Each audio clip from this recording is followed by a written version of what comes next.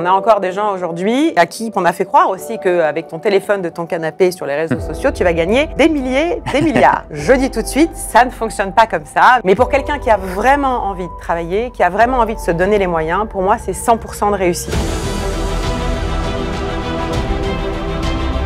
Tout le monde peut le faire, c'est pas un truc qui est inaccessible. Il faut aider les gens à prendre ce pont qui va les emmener vers des perspectives, en tout cas leur permettre de donner un sens à ce qu'ils font. Moi j'avais une croyance où il suffisait d'avoir un produit d'une haute qualité, satisfaire les clients, ça allait exploser, alors que pas du tout. Ça demande de mettre un cadre, une réflexion, une structure, des outils, etc. En réalité, l'entrepreneuriat c'est un chemin et chacun va avoir un déclic à un moment différent. C'est le passage à l'action et les différentes petites étapes de réussite qui vont construire cette confiance et qui vont vraiment permettre de basculer. Ça n'a jamais été aussi simple de lancer un business, mais ça n'a jamais été aussi simple de rien faire. Les gens qui réussiront le mieux sont ceux qui arrivent à diminuer le temps entre l'idée et le passage à l'action. J'ai mis le doigt à ce moment-là sur un déclic, c'est...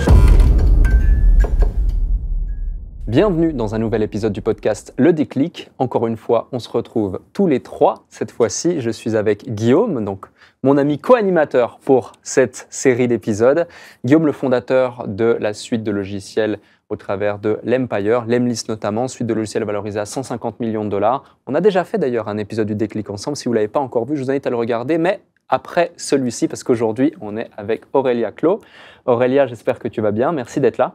Merci de m'avoir invité, Alec. Avec plaisir. Aurélia, je vais rapidement te présenter, on va rentrer dans le vif du sujet. On a plein de questions super intéressantes à te poser, identifier les déclics et je pense que ça va apporter beaucoup de valeur à celles et ceux qui nous écoutent. Tu es la cofondatrice de Joli Moi, fondée en 2017.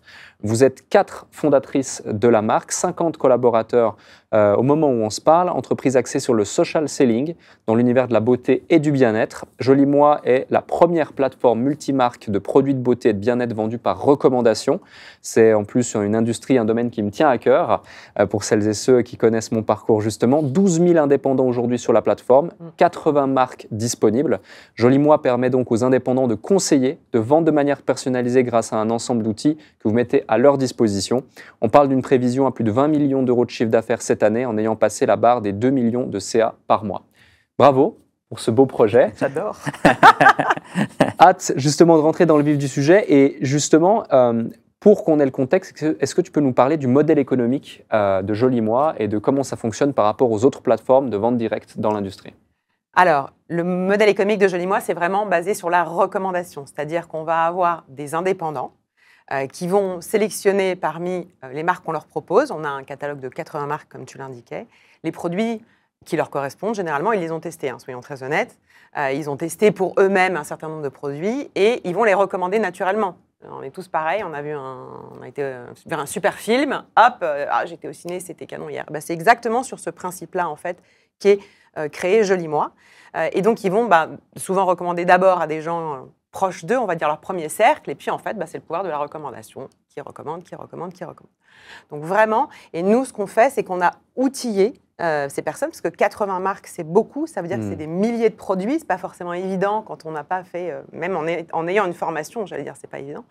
Donc on les a vraiment outillés avec des outils tech qui leur permettent via un chatbot, via de l'intelligence artificielle, en fait, de pouvoir envoyer des questionnaires, des diagnostics à leurs clients qui vont pouvoir répondre en fonction de leurs spécificités, de leurs attentes, et ça va screener le catalogue, ce qui va déjà permettre de faire une première sélection des produits qui leur correspondent en fonction de leurs attentes.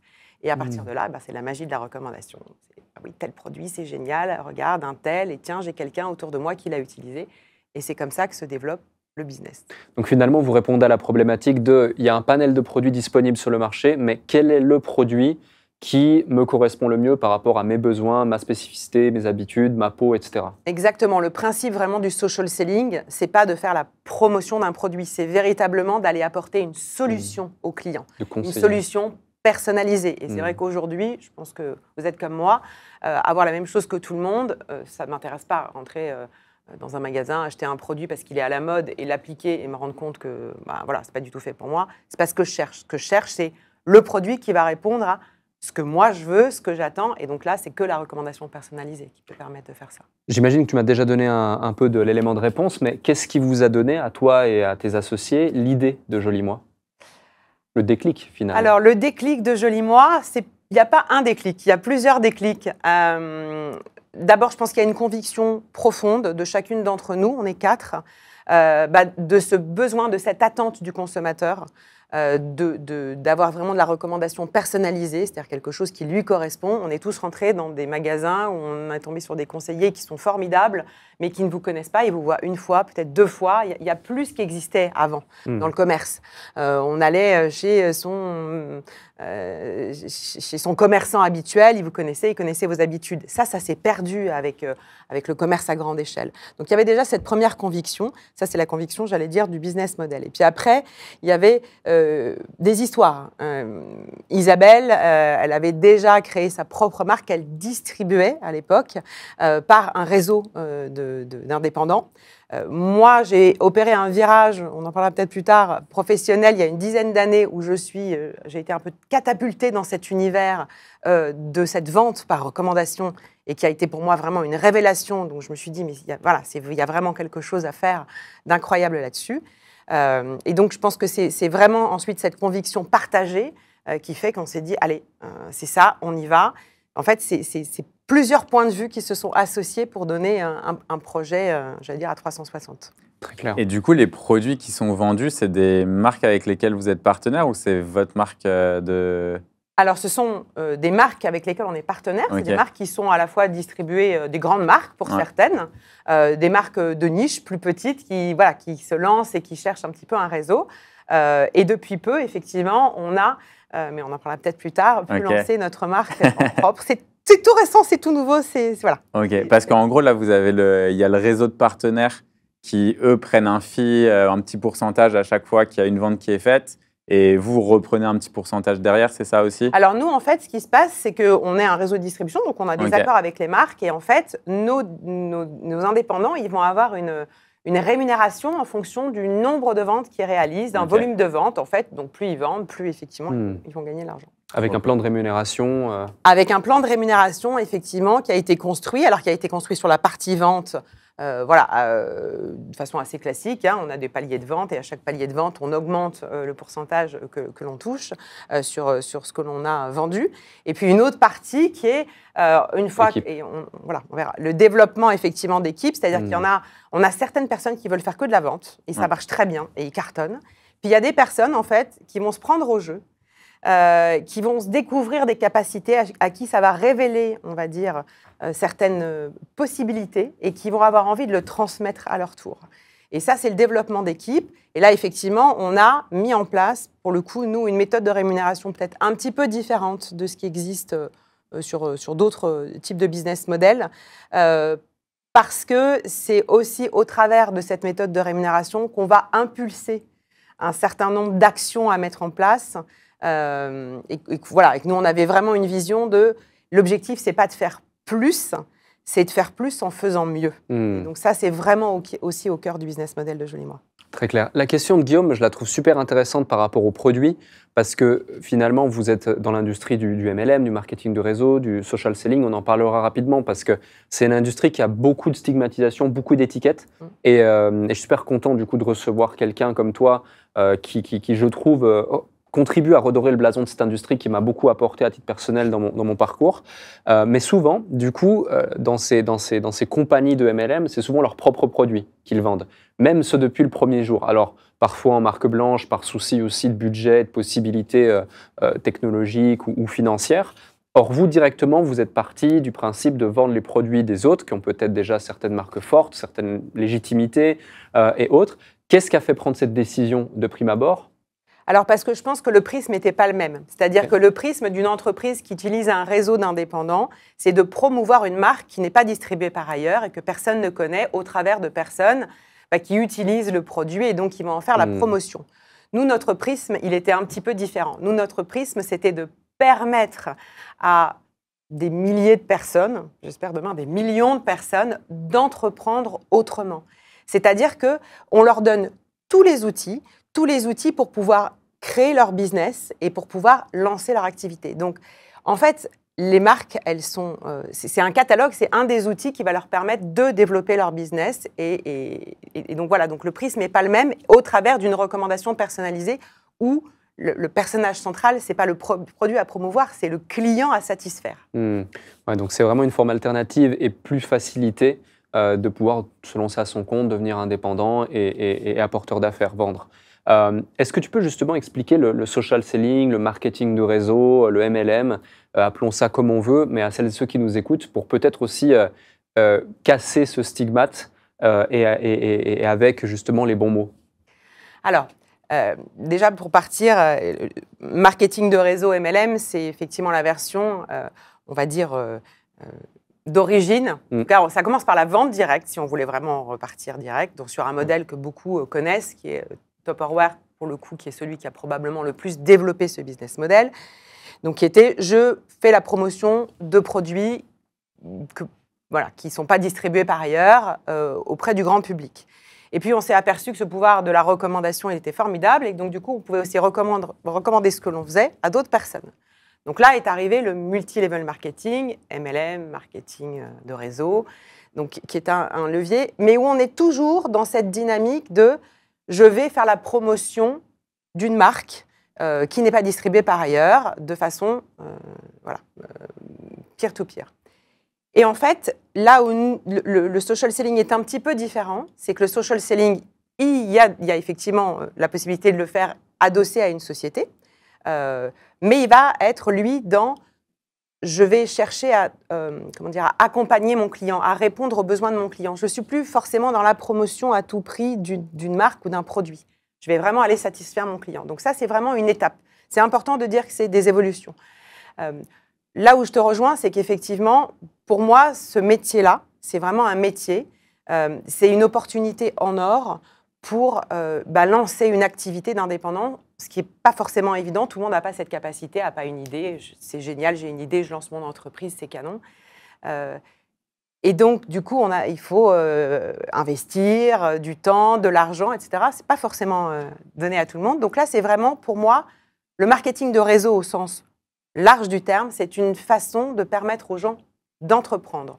Moi, comme toi, avant, j'ai travaillé pour une société américaine, donc qui était vraiment sur le modèle classique du marketing relationnel, une marque, on fait la promotion des produits, etc. Et j'ai aidé beaucoup d'indépendants à développer leur business. Et en fait, c'est là que j'ai découvert la magie, parce qu'il y a vraiment une magie derrière ce métier, il faut en avoir conscience. Il y a malheureusement quelques sociétés, et il faut le savoir, qui ont des pratiques peut-être pas légales, et qui vont monter des business models pour aller très très vite dans le développement de la société, mais qui finalement n'est pas adapté. En tout cas, l'objectif, c'est de faire grossir la société et son chiffre d'affaires, c'est pas d'offrir une opportunité de croissance et de développement à des indépendants. Donc, c'est souvent là, en fait, qu'il y a une confusion, et on entend régulièrement « oui, c'est pyramidal, c'est une Ponzi, etc. » Mais fort heureusement, il y a de très, très nombreuses entreprises de marketing qui sont là pour aider des personnes à se lancer. Il y a des success stories absolument dingues, à titre professionnel, à titre personnel. Je trouve que c'est une école de l'entrepreneuriat facile d'accès. Et en tout cas, moi, aujourd'hui, c'est la vision que j'en ai. Et je trouve que c'est une opportunité incroyable aujourd'hui pour une multitude de personnes d'avoir un side job, quand on veut mettre un petit peu de beurre dans les épinards. Peut-être d'oser se lancer dans quelque chose. L'entrepreneuriat, ce n'est pas pour moi, mais j'ai quand même envie d'essayer. Et puis, de se révéler et parfois de... Parce qu'en gros, le seul investissement aujourd'hui, quelqu'un qui veut se lancer, c'est son temps, quoi. Ça ne sera pas parce que vous lui apportez tout ce qu'il faut pour pouvoir se lancer. C'est ça. Exactement. Il va avoir tu n'auras pas d'investissement, tu n'as pas toute la structure derrière à gérer. Alors, tu vas avoir évidemment des équipements, les personnes vont tester des produits, etc. Okay, mais en fait, tout ce qui va être l'outillage, nous vraiment, on a une application qui est destinée à nos vendeurs, où ils vont avoir tout leur CRM, ils vont pouvoir se former, ils vont aussi avoir des outils pour communiquer sur les réseaux, etc. Donc, vraiment, c'est un business clé en main. Ouais, d'accord. Et où ton investissement, oui, il est minime. De ton temps. En fait, on te permet de consacrer ton temps à ce qui est utile, c'est-à-dire juste développer ta clientèle, assurer le suivi de ta clientèle, faire tes recommandations. Et on essaye justement de tout le reste, de le prendre en charge. Et la partie, du coup, tu parlais un peu du fait qu'il y ait certains business qui soient accusés d'être avec une structure pyramidale ou Ponzi scheme, etc. C'est quoi un peu ce qui fait enfin, qu'est-ce qui fait qu'un business passe du côté L'un à l'autre. tout est cool et en fait, non, c'est pas du tout légal. Vaste sujet. Ouais. Alors, je pense que la première chose, c'est la création de valeur. Une D'accord. entreprise qui apprend à son indépendant à créer de la valeur Ouais. et donc à être rémunéré pour la valeur qu'il crée, pour moi, ça, c'est un business model qui est sain. Ok.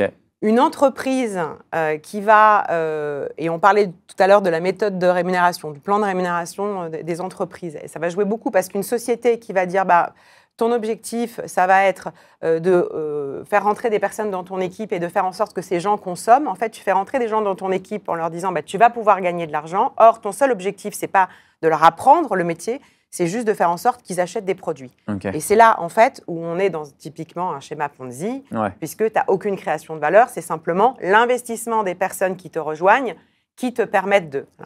Voilà.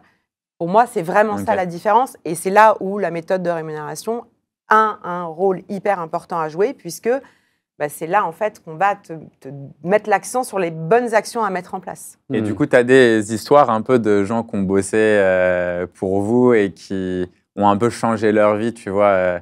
Ça commence peut-être par un side hustle et après, ça se transforme en business. Plein.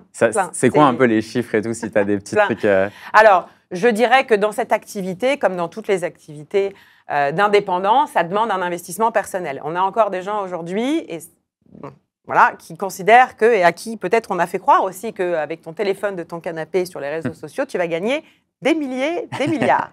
Je dis tout de suite, ça ne fonctionne pas comme ça, même si le business model est exceptionnel, il faut travailler, très clairement.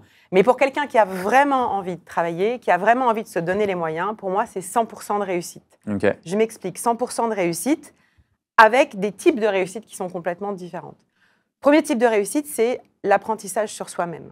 En fait, le fait d'être seul aux commandes de son activité, en ayant quelque part un petit peu cette sécurité de tout ce qui va être un petit peu opérationnel, qui est déchargé, et tout ce que je ne sais pas forcément faire, je peux le trouver. Voilà.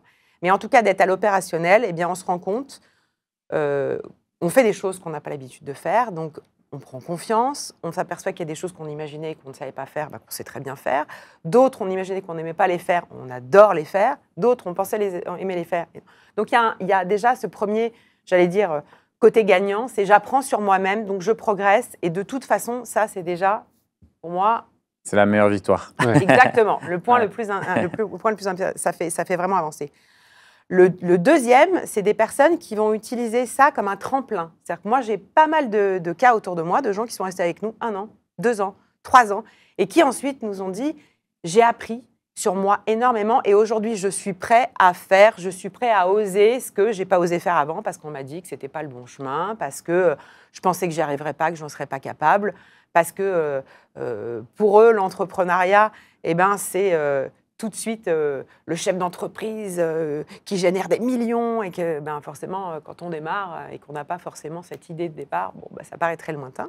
Et puis le troisième, c'est à peu près 20% des gens qui sont des gens qui vont vraiment en faire une activité principale, voire parfois une totale reconversion professionnelle, mais pour qui cette activité va être vraiment, j'allais dire, leur source de revenus principale. Ok. Donc 80% d'entre eux, c'est vraiment un complément de revenus. C'est un complément. La majorité des gens qui font ça, c'est un complément. Et sur, on va dire, ces 80%, je dirais qu'il y a une moitié de personnes qui va vraiment utiliser cette activité comme un tremplin vers autre chose. Complètement. Tu évoquais les 2 premiers sujets, justement, confiance en soi et tremplin. Moi, pour ma part, ça me touche parce que c'est un peu ce qui s'est passé pour moi. C'était il y a plus de 10 ans maintenant. J'étais quelqu'un de timide, introverti, je connaissais pas du tout le business, l'entrepreneuriat, et là, un pote avec qui j'avais joué aux jeux vidéo pendant de nombreuses heures et de nombreuses années me dit « j'ai une opportunité pour toi », je me retrouve sur un Skype ou je sais plus, et il commence à m'expliquer ce que c'est le marketing de réseau et me dire que je dois vendre des boissons énergisantes avec un plan de rémunération. Moi, je me dis « c'est une arnaque, c'est pyramidal, je dors pas la nuit, je passe la nuit à me renseigner, etc. » Et le lendemain, je me dis « j'ai rien à perdre, j'y vais ». Et effectivement, rapidement, je vois que j'arrive à faire quelque chose, j'arrive à gagner un petit peu d'argent, mais surtout, ça me crée un déclic, celui qu'il est possible de gagner sa vie différemment et que on peut vendre quelque chose, on peut créer de la valeur et grâce à cette valeur, on peut être rémunéré pour ça, etc. etc. Et vient se déclencher grâce au marketing des réseaux mon envie et ma passion pour l'entrepreneuriat. Mais si j'avais pas eu ce déclic-là, j'aurais peut-être pendant longtemps juste regardé l'entrepreneuriat avec beaucoup d'incompréhension, de peur, de crainte, peut-être sans jamais oser réellement me lancer. Pour vous deux, ça m'intéresse d'avoir votre point de vue. C'est quand le meilleur moment pour se lancer? C'est quoi le truc qui fait qu'on va oser se lancer et quelles sont les étapes peut-être ou les conseils qu'on pourrait donner à quelqu'un qui hésite depuis un certain temps de se lancer? Alors, est-ce qu'il y a vraiment un déclic? Je pense que c'est propre à chacun. Je pense qu'il n'y a pas une route pour l'entrepreneuriat. Je pense que chacun doit faire un chemin. Alors, il y en a certains qui l'ont tout de suite, c'est ce que je disais. Ils ont une idée, ils ont confiance, ils ont le contexte et hop, je finis mes études et où j'ai l'idée. Et au moment où j'ai l'idée, j'y vais. Moi, j'ai toujours considéré, en tout cas au début, l'entrepreneuriat comme ça. Donc, autant vous dire que moi, démarrer l'entrepreneuriat, ça ne me parlait pas du tout. Et en fait, j'ai plutôt géré ma vie et mon évolution professionnelle comme un entrepreneur, c'est-à-dire aller trouver le meilleur job qui allait correspondre à ce que je voulais faire, à ce que je voulais éviter, ce que je voulais surtout pas faire, etc. Et en fait, ça s'est construit de cette façon-là. Et quand j'ai eu cette opportunité, il y a une dizaine d'années, de rentrer donc dans cet univers du marketing relationnel, je me suis dit, en fait, ta vision de l'entrepreneuriat, c'est le chef d'entreprise qui a une super idée. Mais en réalité, l'entrepreneuriat, c'est un chemin. Et chacun va avoir un déclic à un moment différent. Le tout, pour avoir ce déclic, c'est de se mettre sur le chemin. Et quand on n'y est peut-être pas naturellement, eh bien, ça peut être effectivement de prendre un pont. En tout cas, moi, c'est comme ça que je vois aujourd'hui le marketing relationnel. C'est le pont qui t'emmène. Donc, j'ai envie de dire, il faut s'essayer pour avoir un déclic. Si on ne l'a pas déjà. Il faut vraiment s'essayer et c'est en s'essayant, en fait, que la magie opère. Comment tu vois la chose? En fait, moi, je suis assez aligné sur les parcours différents de chacun. Je pense que peut-être en France, on a une mentalité qui est un petit peu différente par rapport à l'entrepreneuriat, où on a l'impression que se lancer, c'est prendre un risque, alors que souvent, le risque, c'est de rester au même endroit. Mais je pense que c'est un chemin intérieur qui doit être fait. Et ce chemin, c'est de se dire, en fait, j'ai peur de quoi? Est-ce que j'ai peur de rester la même personne toute ma vie ou est-ce que j'ai peur d'essayer quelque chose?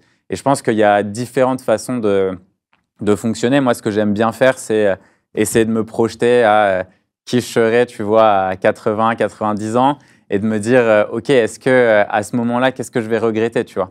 Est-ce que je regrette de ne pas avoir pris de risque ou est-ce que je regrette de trop en avoir pris?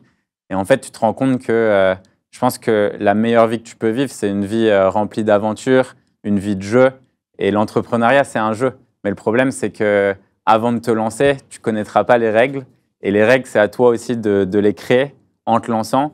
Et je pense que, comme tu disais tout à l'heure, tu vois, ça vient d'une confiance en soi. Cette confiance en soi, pour l'acquérir, on en parlait un petit peu tout à l'heure, mais je pense qu'il faut, trouver une passion ou trouver son talent et ensuite travailler très dur.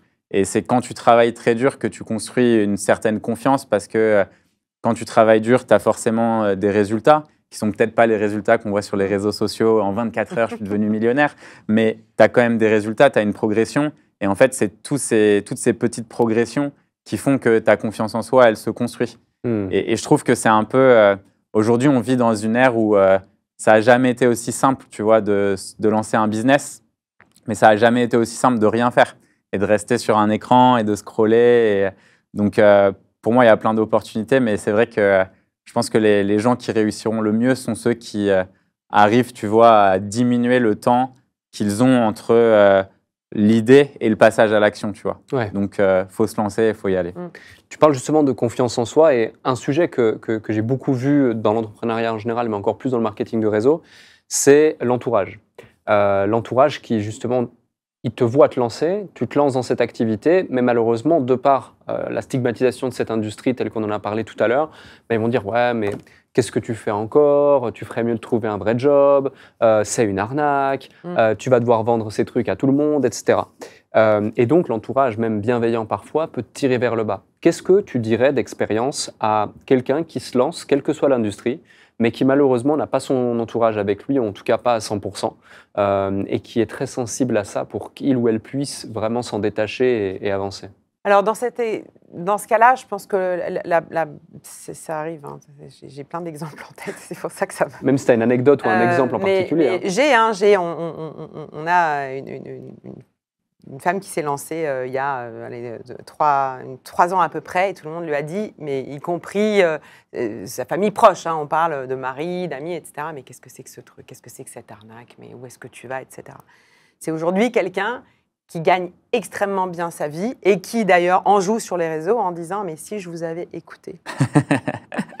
Alors moi, le conseil que je donnerais, parce que c'est compliqué quand on n'est pas soutenu. Moi, j'ai vu des gens pas du tout soutenus même par leurs parents. Quand on démarre, on se dit les parents, c'est les premiers, ils vont nous aider. Moi, j'avais une fille à l'époque qui m'a dit « mais ma mère veut pas ». Elle m'a dit « mais c'est quoi ton truc? Mais jamais je te filerai un coup de main, c'est hors de question ». Et puis elle a développé en dehors son business, ça a décollé. Et à bout d'un moment, du coup, sa mère a regardé en disant « ça a l'air bien ton truc, est-ce que je pourrais faire un petit truc avec toi ?» Et là, sa fille lui a répondu « bon, j'ai pas le temps ». Je lui dis « non, tu peux pas dire ça à ta mère ». Elle me dit « non, mais je l'ai quand même fait mariner un petit peu ». Donc, je pense que quand on n'est pas... Déjà, quand on a envie de le faire, il faut s'écouter. Ça, je pense que c'est la première règle chez un entrepreneur, c'est qu'il faut savoir s'écouter et pas écouter autour. Après, si on n'est vraiment pas soutenu par son entourage, eh bien, il faut aller chercher le soutien peut-être de la personne qu'on rejoint. Souvent, notamment dans le marketing relationnel, on a un parrain, etc. Donc, bien choisir la personne qui va nous accompagner aussi pour qu'elle nous soutienne en expliquant un petit peu le contexte, hein, pour donner confiance. Et puis après, je pense que c'est le passage à l'action et les différentes petites étapes de réussite qui vont construire cette confiance et qui vont vraiment permettre de basculer. Et en tout cas, dans 100% des cas, ceux qui ont fait ce chemin-là, eh bien, ils ont fini par être soutenus par leurs proches. Parce que, en fait, une fois que les choses sont actées, une fois qu'on voit les personnes réussir, ben, en fait, les personnes changent simplement d'avis. C'est des a priori sur des choses qu'on ne connaît pas. Donc, c'est souvent hein, le non, tout comme le rejet de quelque chose, c'est simplement quand on ne connaît pas. C'est la peur de l'inconnu. Ouais, et puis je pense en plus, tu sais, tes proches, ils ont une vision de toi qui est basée uniquement sur tes actes passés. Donc, quand tu le lances dans une nouvelle carrière ou quelque chose de différent, en fait, ils se disent, mais pourquoi, en fait? Enfin, tu as déjà... leur cerveau, il ne comprend pas, tu vois. Ouais. C'est un peu comme le syndrome d'imposteur qu'on sent. Quand tu ressens ce syndrome de l'imposteur, c'est que la personne que tu es en train de devenir est différente de la personne que tu étais. Mais du coup, c'est le meilleur signe de croissance, de changement personnel. Et c'est bien, tu vois, il faut aller le chercher, ce syndrome. Mais du coup, c'est vrai que je trouve que dans les proches, en tout cas, moi, personnellement, au tout début, mes proches, ils ne comprenaient pas du tout pourquoi je voulais être entrepreneur. Ils me disaient, en fait, va travailler, va te faire un... Enfin, tu vois, pour eux, c'était limite pas du travail, quoi. Tu vois, ils étaient plus, en gros, trouve un job, fais de l'argent, et quand tu auras compris, tu vois, comment le business marche, là, tu te lanceras, tu vois. Et moi, ça n'avait pas de sens pour moi. Je ne sais pas, toi, comment c'était au tout début, si tu avais tes proches qui étaient... Moi, c'était... Non, en fait... Pendant très longtemps, par exemple, ma maman n'a jamais vraiment compris ce que je faisais. Du coup, c'était assez drôle parce que je racontais des trucs, elle était contente, mais en même temps, c'était pas vraiment concret. Et c'est des petits éléments, tu vois, des petites actions, mais presque bêtes ou anodines, mais genre écrire un bouquin, ou d'un coup, ça devient concret. S'il a écrit un bouquin, c'est qu'il a peut-être des choses à dire, parce qu'il y a des gens qui vont lire ou passer à la télé, faire une interview. Mais typiquement, tu vois, des goals de chiffre d'affaires, de personnes que tu as aidées, d'impact que tu peux avoir, de nombre de collaborateurs ou de choses comme ça, ça avait beaucoup moins d'importance parce que pas concret et difficilement perceptible, notamment parce que c'est aussi notre génération, industrie plutôt du business en dur, et puis tu as l'impression qu'entreprendre, c'est la boutique d'à côté, le commerce de proximité. Alors que nous tous ici, on a un point commun quand même, tous les trois, c'est qu'on peut avoir autant 1000 clients que 100 000 clients, 1000 personnes dans notre équipe que 100 000 personnes dans nos équipes. On reste sur du digital, on peut s'adresser au monde entier également, et ça fait quand même une grande différence. Et je pense que là, il y a vraiment, on le voit avec toutes les boîtes qui explosent, une ère qui est qui est différente, qui est plus difficile à pénétrer, mais qui est moins difficile à scaler. Par contre, il y a aussi beaucoup plus de concurrence et des enjeux, des challenges qui sont complètement différents. Et ça me permet de rebondir sur une question plus par rapport à Joli Moi. Vous êtes passé donc en 5 ans de 0 à 12 000 indépendants, personnes qui développent sur la plateforme. Comment concrètement vous avez réussi à avoir une croissance aussi dingue? Typiquement, vous avez eu 2 années consécutives sur ces 2 dernières années, 300% de croissance chaque année, sauf erreur. C'est quand même colossal. Comment est-ce qu'on en arrive à de tels chiffres? Et j'imagine que c'est que le début, entre guillemets. L'ambition est encore grande.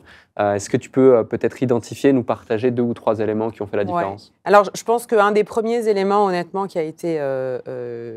déjà, c'était un nouveau business model. Donc, je pense qu'il y a eu un attrait aussi de ceux qui étaient un petit peu dans cet univers, marketing relationnel. Mais comme nous, on avait une approche qui était très différente, en fait, on a pris un très grand virage en 2020, au moment de la pandémie. Parce que d'abord, les gens se sont retrouvés chez eux. D'accord, on sait tous, on a été confinés. Beaucoup en fait, de personnes se sont retrouvées au chômage technique, donc n'avaient plus forcément les moyens de subvenir aux besoins du foyer. Ils ont cherché des solutions alternatives. On a donc eu énormément de personnes qui nous ont rejoints à ce moment-là, soit pour des raisons financières, soit parce qu'ils avaient envie d'être utiles, faire quelque chose chez eux. Finalement, on avait beaucoup de temps pour échanger, pour se former, etc. Donc ça a été vraiment, j'allais dire, un tremplin. Et on a à ce moment-là attiré beaucoup de gens qui ne venaient pas du tout de l'univers du marketing relationnel, mais des infirmiers, des indépendants, des esthéticiennes, des maquilleuses, des personnes dans le voyage, qui travaillent dans des garages. Enfin, on a vraiment eu tout type de profils. Et en fait, du coup, ça a complètement démocratisé. Et après, il y a eu un phénomène en fait de personnes qui ont dit mais je me suis lancée là-dedans. Du coup, ça m'aide. Personnellement, c'est ce qu'on disait, pour le coup, en termes de morale, les gens étaient plus seuls chez eux, ils étaient ensemble dans une communauté. Il y a beaucoup de choses qui se sont mises en place à cette époque-là, les gens se sont soutenus.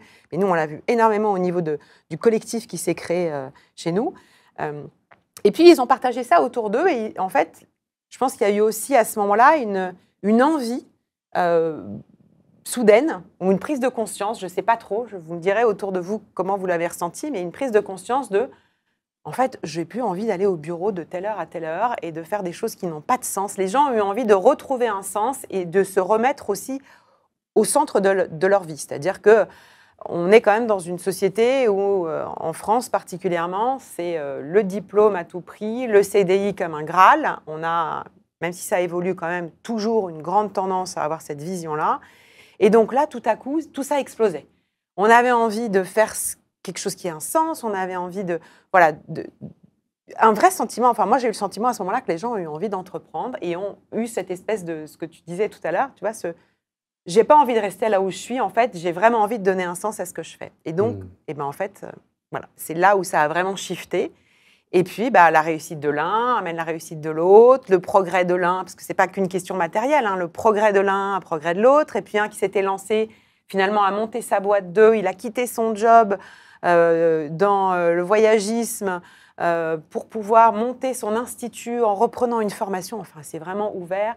Et c'est vrai que nous, de vivre ça, ça nous a fait complètement repenser le business model. On a commencé à essayer de faire des partenariats avec des centres de formation, etc., pour ouvrir des portes, en fait. Et voilà. Et c'est cet effet de boule de neige où vraiment on a senti que les gens avaient besoin, et on le voit aujourd'hui au quotidien. Hein. Je ne sais pas vous, dites-moi, mais moi, je n'ai jamais vu autant de jeunes et de moins jeunes ou de personnes lâcher ce qu'ils ont construit, des gens de 40, 50, lâcher tout ce qu'ils ont construit en disant « allez, j'y vais ». Ah, c'est clair. Ouais. Et comment tu recrutes les gens qui font partie de ce réseau? Ça se fait vraiment en bouche à oreille, ou est-ce que vous avez aussi une approche proactive pour aller les chercher? Alors, on a eu au début une approche proactive parce que, au départ, il faut se faire connaître, hein, soyons honnêtes. Voilà, dans le grand bain. Donc, on a effectivement fait communiquer, fait des événements physiques, essayer de faire connaître la marque. Et puis, en fait, une fois que la machine s'est lancée, c'est le pouvoir de la recommandation. Okay. Et aujourd'hui, c'est vraiment des personnes qui nous rejoignent, qui en parlent autour d'elles, et voilà, via les réseaux, mais aussi dans la vie de tous les jours. Et c'est comme ça que ça se développe. On a plusieurs milliers de personnes qui nous rejoignent chaque mois. En fait, c'est vrai que, et ça c'est le propre de l'entrepreneuriat, au fur et à mesure qu'on évolue, on découvre des nouvelles perspectives. Et depuis, on va dire 1 an et demi, en fait, on a mis en place un système qui permet de se lancer avec 0 investissement. C'est-à-dire même pas d'acheter de produits, parce qu'en fait, on distribue des produits que les gens utilisent. Donc, on s'est dit, mais en fait, Si tu l'as déjà dans ta salle de bain, si tu l'utilises Ça va. déjà, tu n'as pas besoin d'aller les acheter, en fait. Tu les recommandes déjà probablement, donc autant te lancer. Et alors là, en fait, il n'y a plus de risque. J'ai mes outils, ça me coûte rien de me lancer. Ouais. J'y vais, je vais voir. Et bien alors là, en fait, on s'aperçoit que sans risque, les gens osent davantage. Bien sûr. Et c'est intéressant cette question, parce que justement, au début, lorsque vous lancez, vous fonctionnez comme une marketplace, mais en triptyque, avec d'une part la marque, d'autre part l'apporteur d'affaires qui va développer son équipe ou juste faire de la vente directe, et également le client qui va acheter le produit en question de la marque. Certes, vous devez faire des démarches directes pour aller chercher ces premiers apporteurs d'affaires au départ, parce que vous n'avez pas encore cette recommandation.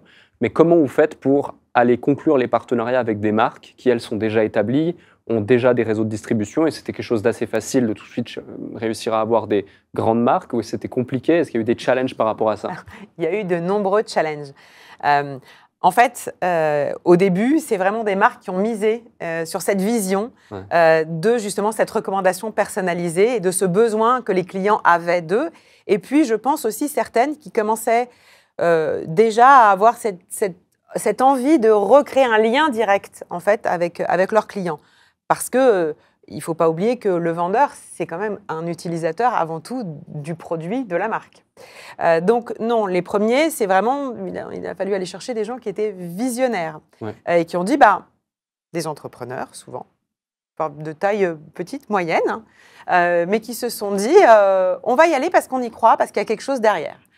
Donc on a lancé comme ça, mais il a fallu aller gratter, taper aux portes, etc.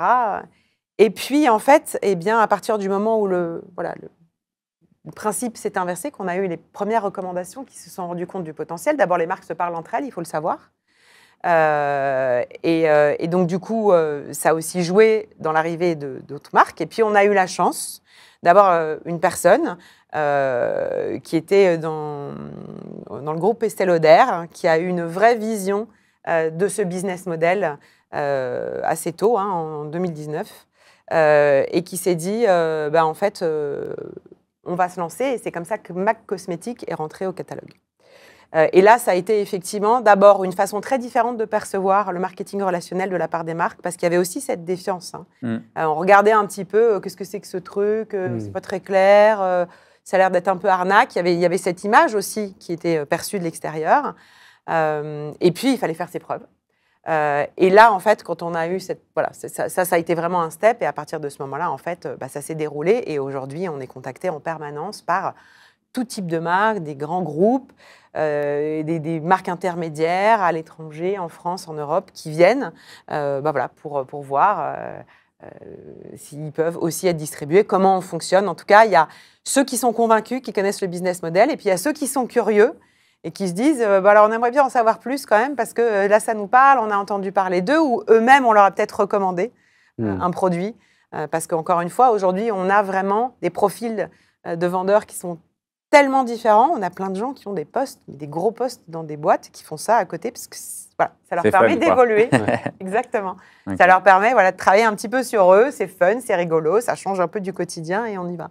C'est intéressant justement d'avoir l'ensemble de l'histoire pour toute personne qui lance une marketplace, parce que souvent c'est un peu ce challenge de réussir à avoir l'offre, la demande. Au début, tu n'es pas sexy ni pour l'un ni pour l'autre, et puis après, du coup, tu attires et puis tu as de la demande constante de toutes les parties.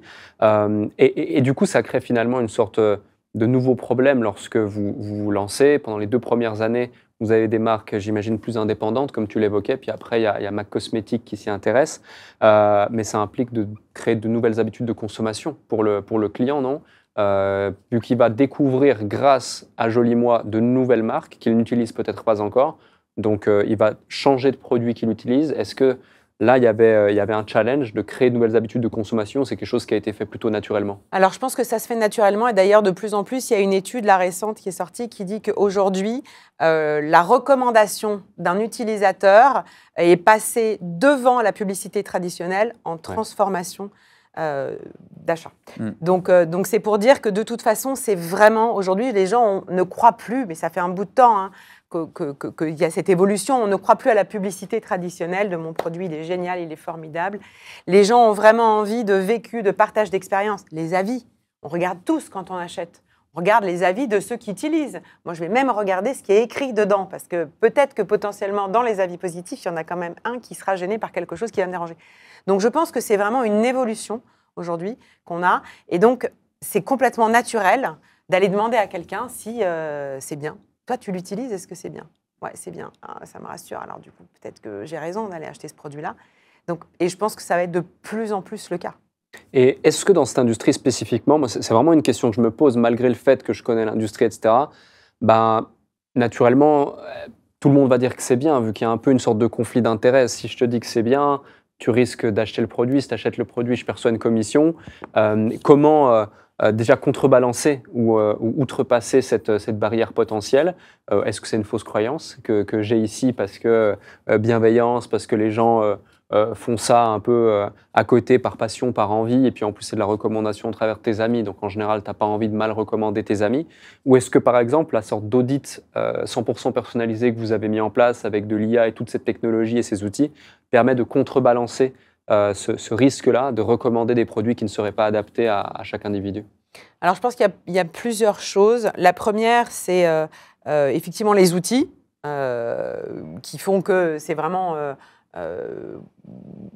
complètement indépendant de la recommandation, donc que ce soit tel ou tel produit. Ensuite, le fait d'avoir plusieurs marques, ça fait une énorme différence parce qu'en fait, ils gagnent la même chose qui vendent telle ou telle marque. Donc en réalité, c'est vraiment son choix de promouvoir telle marque, telle catégorie de produits. Donc ça, déjà, ça fait une grosse différence versus peut-être quelqu'un qui va faire la promotion d'une marque unique en disant « ma marque est formidable », etc. etc. Donc déjà, je pense que dans le business model, c'est un petit peu différent de ce qu'on a l'habitude de connaître. Et après, je pense que c'est vraiment aussi un changement de mentalité. C'est-à-dire qu'en France, c'est un vrai sujet, l'argent, le discours de l'argent. Et alors dire que je recommande quelque chose pour gagner de l'argent, c'est très, très compliqué. Hein. Mais j'ai envie de dire, quand on a son entreprise aussi et qu'on va voir quelqu'un qu'on connaît, et à qui on explique, bah voilà, c'est super intéressant pour toi, etc. Il y a très souvent cette espèce de position un peu ambiguë de, oui, alors tu donnes un conseil, mais comme potentiellement tu vas gagner de l'argent, c'est pas très sain. Je pense que ça, c'est quand même en train de bouger.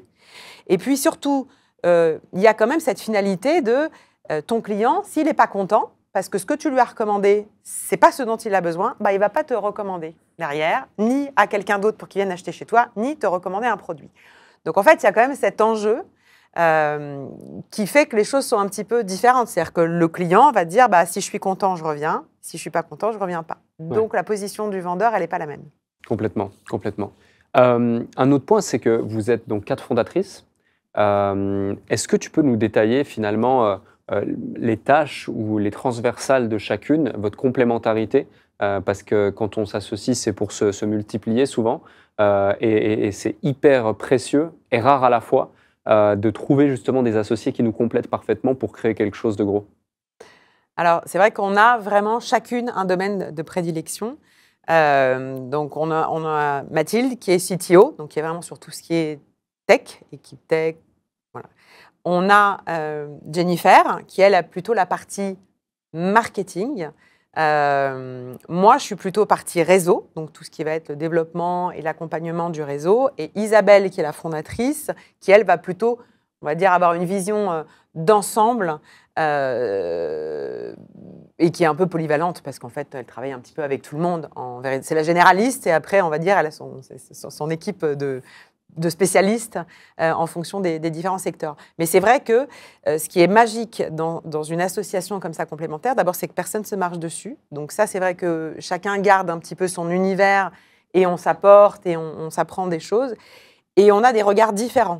Et donc, on n'hésite pas non plus à se challenger. C'est-à-dire que moi, très régulièrement, Mathilde vient me voir avec, du coup, une vision complètement différente du réseau, du collectif, de la façon d'aborder les choses. Et moi, généralement, elle me dit des trucs et je lui dis, mais évidemment. mais évidemment, pourquoi je n'ai pas pris cet angle-là? Parce qu'en fait, on ne travaille pas du tout sur les mêmes choses, on n'a pas du tout les mêmes approches. Et ça, c'est vrai que c'est une grande force pour moi dans l'association. C'est justement à la fois d'avoir chacun son domaine, mais en même temps, de ne pas hésiter à demander à l'autre un point de vue différent, parce que justement, il n'est pas la tête dans le guidon. il est pas, on a tendance un petit peu à mettre des choses en place, même si on est un entrepreneur, même si on veut faire évoluer, il y a un moment donné où quand on est dans le run, on est comme ça, hein, donc on voit plus du tout ce qui se passe. Et avoir quelqu'un qui arrive de l'extérieur en disant bah, « moi, je ne ferais pas du tout comme ça », en fait, ça ouvre des perspectives incroyables. Complètement. Et 4 associés, du coup, tu trouves ça cool? Genre, si c'était à refaire, tu referais 4? J'adore. Moi, je changerais absolument pour rien au monde. Okay. Rien au monde. Super intéressant d'avoir justement ce contraste, si j'ose dire, parce que beaucoup de nos auditeurs se posent la question, est-ce que je dois m'associer, est-ce que je ne dois pas m'associer, etc.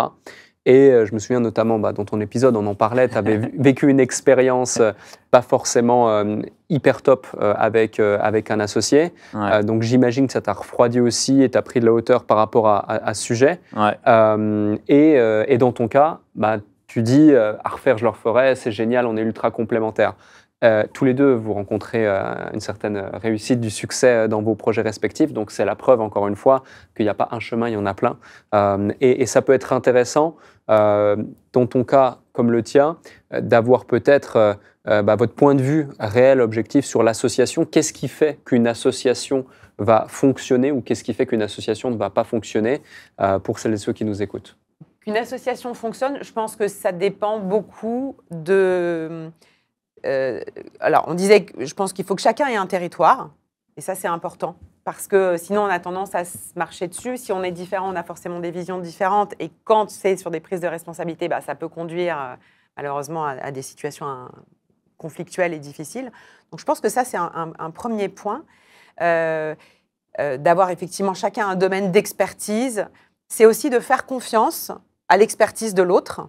Ça ne veut pas dire accepter tout ce qui est mis en place comme une valeur absolue, mais c'est dire, à un moment donné, si on a un doute ou qu'on n'est pas d'accord, on en discute et on se range. En tout cas, nous, on fonctionne souvent comme ça. On se challenge, etc. Mais à un moment donné, quand on n'a pas vraiment quelque chose de fort qui nous permet de prendre une décision, comme des chiffres ou des choses comme ça, on va se ranger derrière la personne qui est experte dans son domaine. On va y aller. Si ça marche, c'est canon. Si on se casse la figure, on se casse la figure tous ensemble. Et puis ensuite, je pense que l'autre chose, c'est de considérer que quand on s'associe d'une certaine façon, mais qu'on va évoluer, la société va grandir, on va peut-être développer des choses qu'on n'avait pas prévues et qu'il va falloir accepter que les gens ne restent pas à une place donnée. Ils vont aussi évoluer. Une association, c'est une association d'entrepreneurs. Les entrepreneurs, ils continuent à évoluer toute leur vie. Et donc, du coup, je pense que c'est vraiment important que les autres aient conscience que tout ne va pas rester figé et qu'il faut accepter. Donc, et soi-même accepter que ça va être remis en question, qu'il y a des choses qui vont changer, mais aussi que les autres acceptent qu'il y ait des besoins d'évolution et que ça ne va pas être linéaire. Chacun ne va pas rester à sa place. Et ça, je pense que pour moi, c'est vraiment ça le succès de l'association. Ton cas, Guillaume? Alors, ouais, moi, je suis vachement aligné avec ce que tu dis. Je pense que bien définir le périmètre de chacun, c'est super important. Après, ce qui est compliqué, en fait, quand tu montes une boîte pendant des années, et c'est ce que tu pointais, c'est les visions des gens changent, en fait. Et le type de boîte que tu as envie de monter, il peut changer. Au début, tu peux avoir une ambition folle et te dire que tu veux, je sais pas, recruter des milliers de personnes. Et en fait, tu te retrouves avec une boîte avec 10 personnes et tu te dis, en fait, plus de personnes, ça me stresse et je veux pas de ça, tu vois. Et en fait, je pense que ce qui est dur, c'est de réussir à rester aligné dans une association pendant une durée très longue, tu vois, parce qu'une entreprise, ça prend beaucoup de temps. Et ça, en fait, ça passe par beaucoup de communication. C'est cool quand tu as des associés avec qui tu peux communiquer, avec qui tu peux partager, tu vois, tes doutes, partager les différents problèmes. Après, je pense que moi, de mon côté, ce qui était compliqué dans l'association que j'ai pu avoir avec 2 frères déjà, c'est que, tu vois, il y avait déjà la relation familiale et il y avait aussi le côté tech versus non-tech qui pouvait parfois être un peu complexe, surtout avec des visions qui étaient très différentes dans le type de boîte qu'on avait envie de monter, tu vois. Mais du coup, après, une fois de plus, en fait, à partir du moment où tu communiques, tu peux toujours trouver des solutions. Et parfois, la bonne solution, c'est de se séparer et de chacun faire ce qu'on a envie de faire. Et ça, je pense que c'est aussi le rôle de l'entrepreneur de savoir dire, tu vois, à un moment, comme toi, tu vois, avec ton associé au départ, qui est toujours un pote, de ce que tu me disais tout à l'heure, tu vois, c'est quelqu'un avec qui, au final, vous avez fait vos chemins de façon séparée, mais tout se passe bien, quoi. Complètement, complètement. Aurélien, j'aimerais qu'on puisse traiter un sujet qui me tient à cœur aussi, c'est que moi, de par mon parcours, mon passif, je rencontre des entrepreneurs et j'ai eu dans mon réseau du passé aussi des gens du marketing de réseau avec qui j'ai établi encore de très bonnes relations, de très bons liens. Certains qui ont créé leur propre compagnie de marketing de réseau, mais j'ai identifié un trait commun, c'est que chez beaucoup de networkers qui ont eu justement, c'est comme ça qu'on les appelle, ceux qui ont créé des grosses équipes, justement un certain succès, à un moment donné, ils veulent créer leur propre compagnie de marketing de réseau. Et c'est assez drôle parce qu'ils ont un point commun, c'est qu'ils ne se rendent pas compte de la complexité de ce que c'est de développer une entreprise, et encore plus une entreprise de marketing de réseau. Que ce soit d'un point de vue des législations, que ce soit d'un point de vue purement administratif, que ce soit d'un point de vue où tu évoquais tout à l'heure votre répartition entre les cas associés, marketing, produits, vision, etc. Est-ce qu'on peut creuser l'envers du décor d'une entreprise de marketing de réseau, à quel point c'est complexe et à quel point c'est pas juste être bon dans le fait de développer un réseau qui va faire que tu vas réussir à créer une compagnie qui va faire 10 millions, 20 millions, 100 millions, 1 milliard de chiffre d'affaires derrière. Alors, oui, je pense que c'est assez logique. En même temps, ce dont tu parles, moi, j'en connais aussi pas mal qui se sont dit, voilà, j'ai vraiment bien développé, j'ai développé mon réseau, je l'accompagne, il cartonne, on a des super résultats. Et à un moment donné, j'ai envie d'apporter quelque chose de plus. Et donc, ce quelque chose de plus, c'est je vais créer effectivement ma société. Souvent, déjà, il y a toute une partie qui est un peu oubliée, c'est que, quelle que soit la société de marketing de réseau, en général, il y a quand même un certain nombre de choses, ne serait-ce que du point de vue opérationnel qui est pris en charge par la société. Et ça, en fait, ça tourne, donc on ne s'en rend pas vraiment compte. Et généralement, ce n'est pas forcément ce qu'aiment faire les marketeurs. Les networkers, toute la partie logistique, appro, livraison, SAV, voilà, c'est un vrai métier à part entière et c'est vraiment quelque chose souvent qu'on a tendance à complètement occulter. Donc je pense que ça, c'est une première difficulté, c'est de s'apercevoir qu'il y a le côté magique de j'ai pu entreprendre parce que j'ai les bons outils, je peux développer mon business finalement et on prend en charge tout ce qui est compliqué. Et quand on met à l'intérieur tout ce qui est compliqué, moi j'en ai plein qui effectivement ont voulu faire ça et sont revenus en disant non, alors finalement, c'est pas du tout une bonne idée, je suis pas du tout fait pour ça. Parce que derrière, il y a plein de métiers. Moi, personnellement, au fur et à mesure qu'on a grandi dans la société, par exemple, j'ai occupé je faisais des petites choses quand on était 4.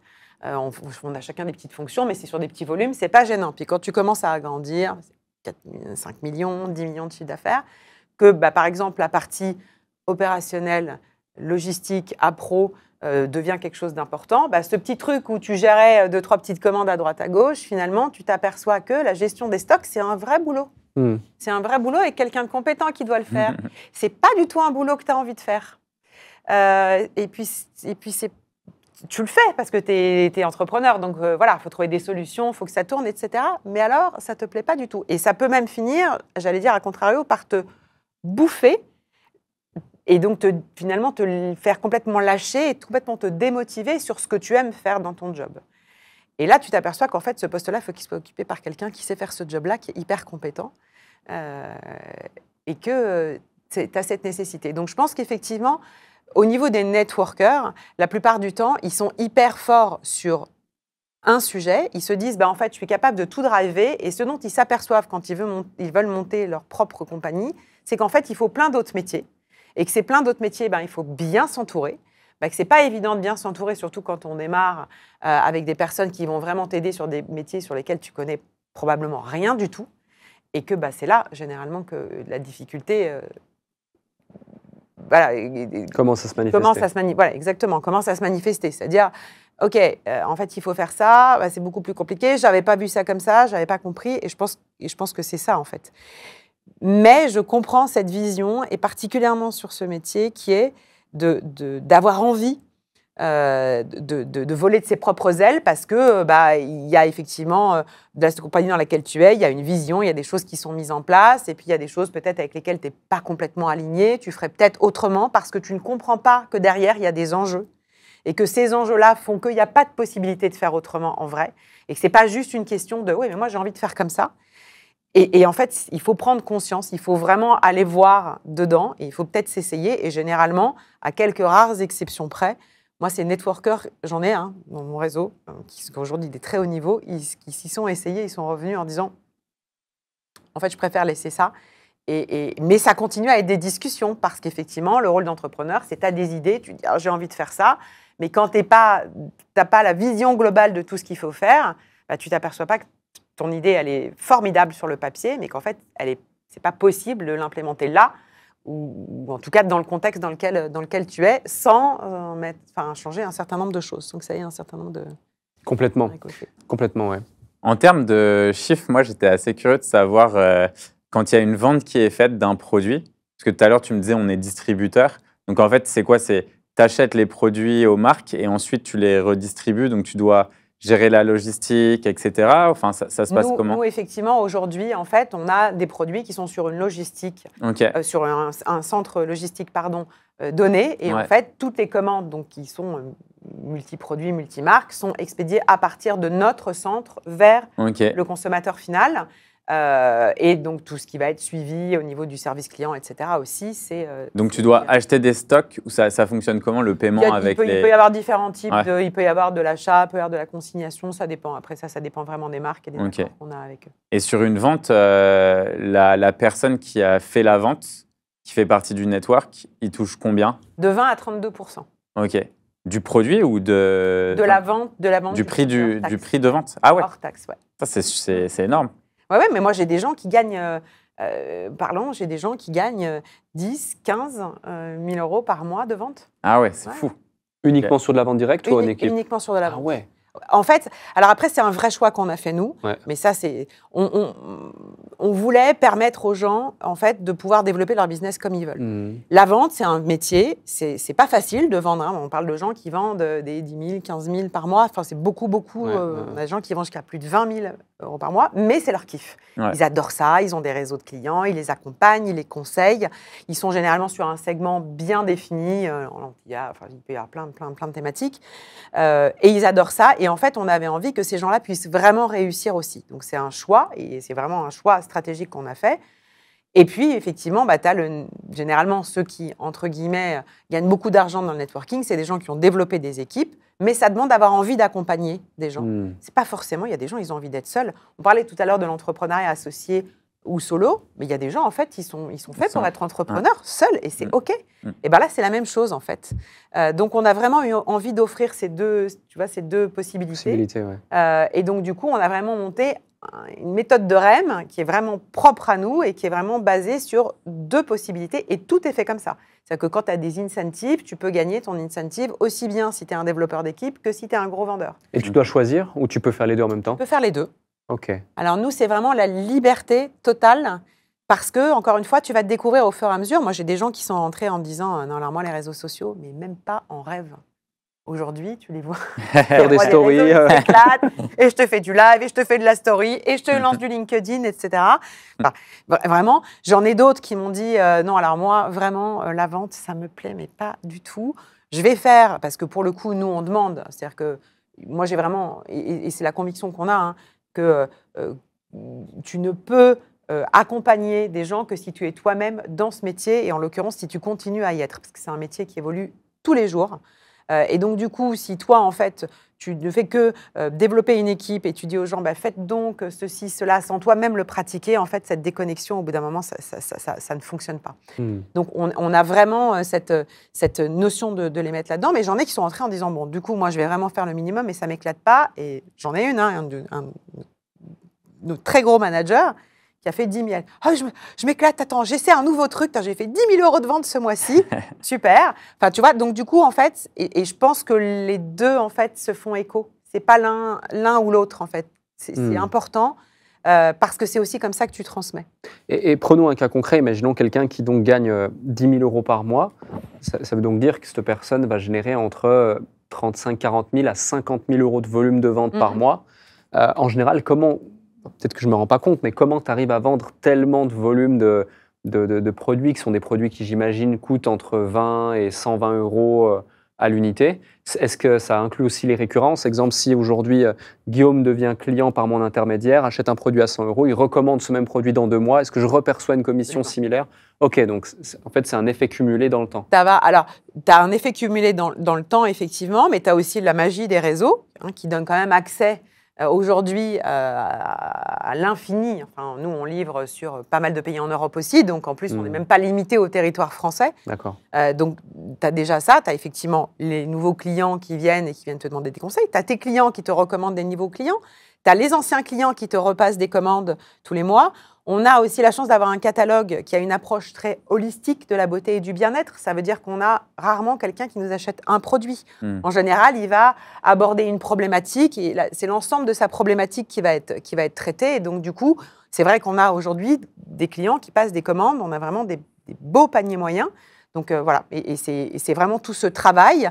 Au fur et à mesure que tu évolues, évidemment, ça se fait rarement du jour au lendemain. Mais effectivement, quand tu as une dizaine de nouveaux clients qui te passent des commandes, puis ceux du mois d'avant ou des mois d'avant qui te repassent des commandes, plus tes clients fidèles qui, en fait, ont recommandé tes conseils à d'autres personnes, etc., ben, en fait, voilà, ça grandit, ça grandit, ça grandit. Et tu parlais tout à l'heure de ces chiffres 20 à 32% de commission. Est-ce que, du coup, pour avoir ce type de commission, vous vendez les produits plus chers que dans le commerce ou le même prix que dans le commerce, c'est aligné? On suit le prix recommandé par la marque. D'accord. C'est vraiment, c'est-à-dire qu'on part du principe, alors dans le sourcing aussi, hein, il y a tout un travail qui est fait par l'équipe sourcing chez nous, qui est vraiment quel type de marque, des marques qui soient quand même engagées, des marques qui soient responsables en termes de compos, mais aussi en termes de fabrication. Donc ça, c'est vraiment des sujets qui nous tiennent à cœur. Et donc, du coup, si tu veux, dans cette partie-là, tu vas aller chercher des marques qui vont préconiser des prix pour leurs produits qui sont la valeur du travail qu'il y a derrière. Donc en fait, aller faire de la promotion ou du surprix, ça n'a pas de sens. Donc non, on s'aligne sur les prix recommandés par la marque. Ouais, tout à fait. Un autre point qui est pas forcément lié à Joli Moi, mais plus à toi en tant qu'entrepreneur, c'est que tu l'évoquais lors des échanges qu'on a eus en préambule de cette interview, c'est que tu as commencé l'entrepreneuriat à 45 ans. Et pourtant, quand on échange, quand on discute, on sent cette passion, cette envie, que tu es stimulé par ça, etc. Qu'est-ce qui fait que tu t'es lancé à ce moment-là et pas forcément avant pour différentes raisons? Est-ce qu'il y a eu un déclic, un élément déclencheur ou une situation qui a été propice au fait que c'est le bon moment, j'ai envie de faire ça? Alors, en fait, je pense que c'est parce que j'étais prête. Et surtout parce que tout ce que j'ai fait avant m'a permis de prendre conscience en réalité de ce que c'était que l'entrepreneuriat. Moi, quand j'ai eu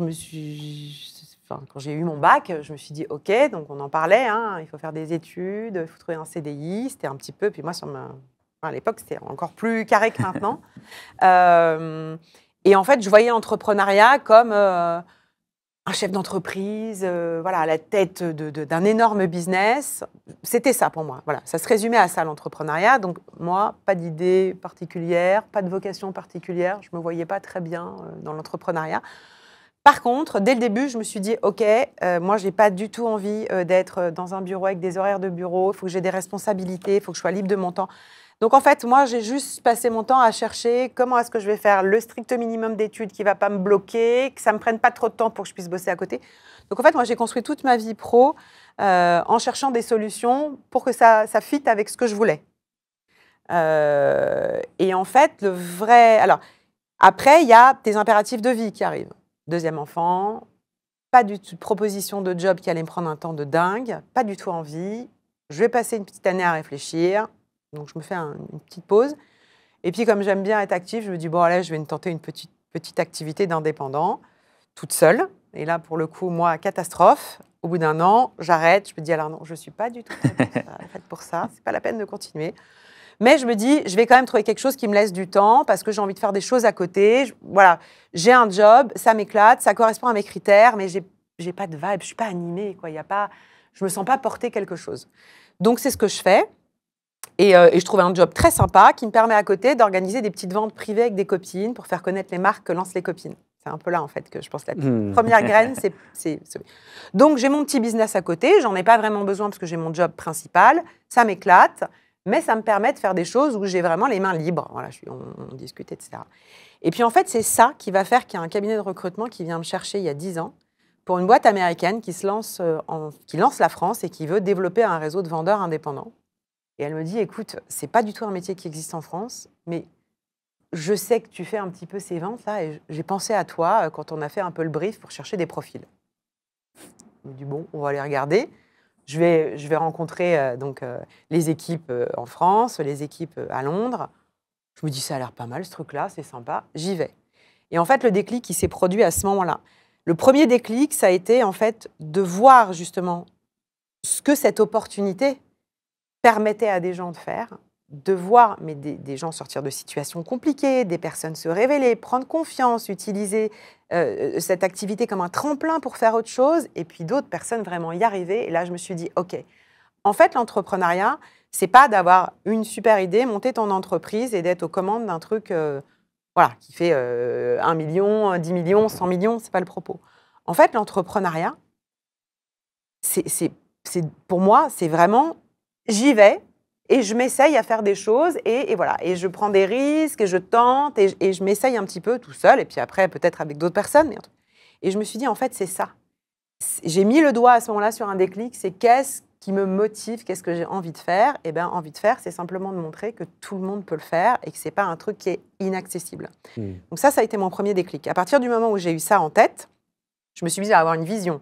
Ça, c'est pas du tout une bonne idée quand on est salarié dans une entreprise, parce qu'à moins d'être parfaitement aligné avec sa boîte, on se retrouve à un moment donné où forcément, comme tu disais, même comme c'est une forme d'association aussi, ça n'allait plus. Et là, je suis partie en me disant, OK, j'ai pas la même conception que les personnes, j'ai appris beaucoup. Par contre, je suis convaincue qu'il faut aider les gens à prendre ce pont qui va les emmener vers des perspectives, en tout cas leur permettre de donner un sens à ce qu'ils font.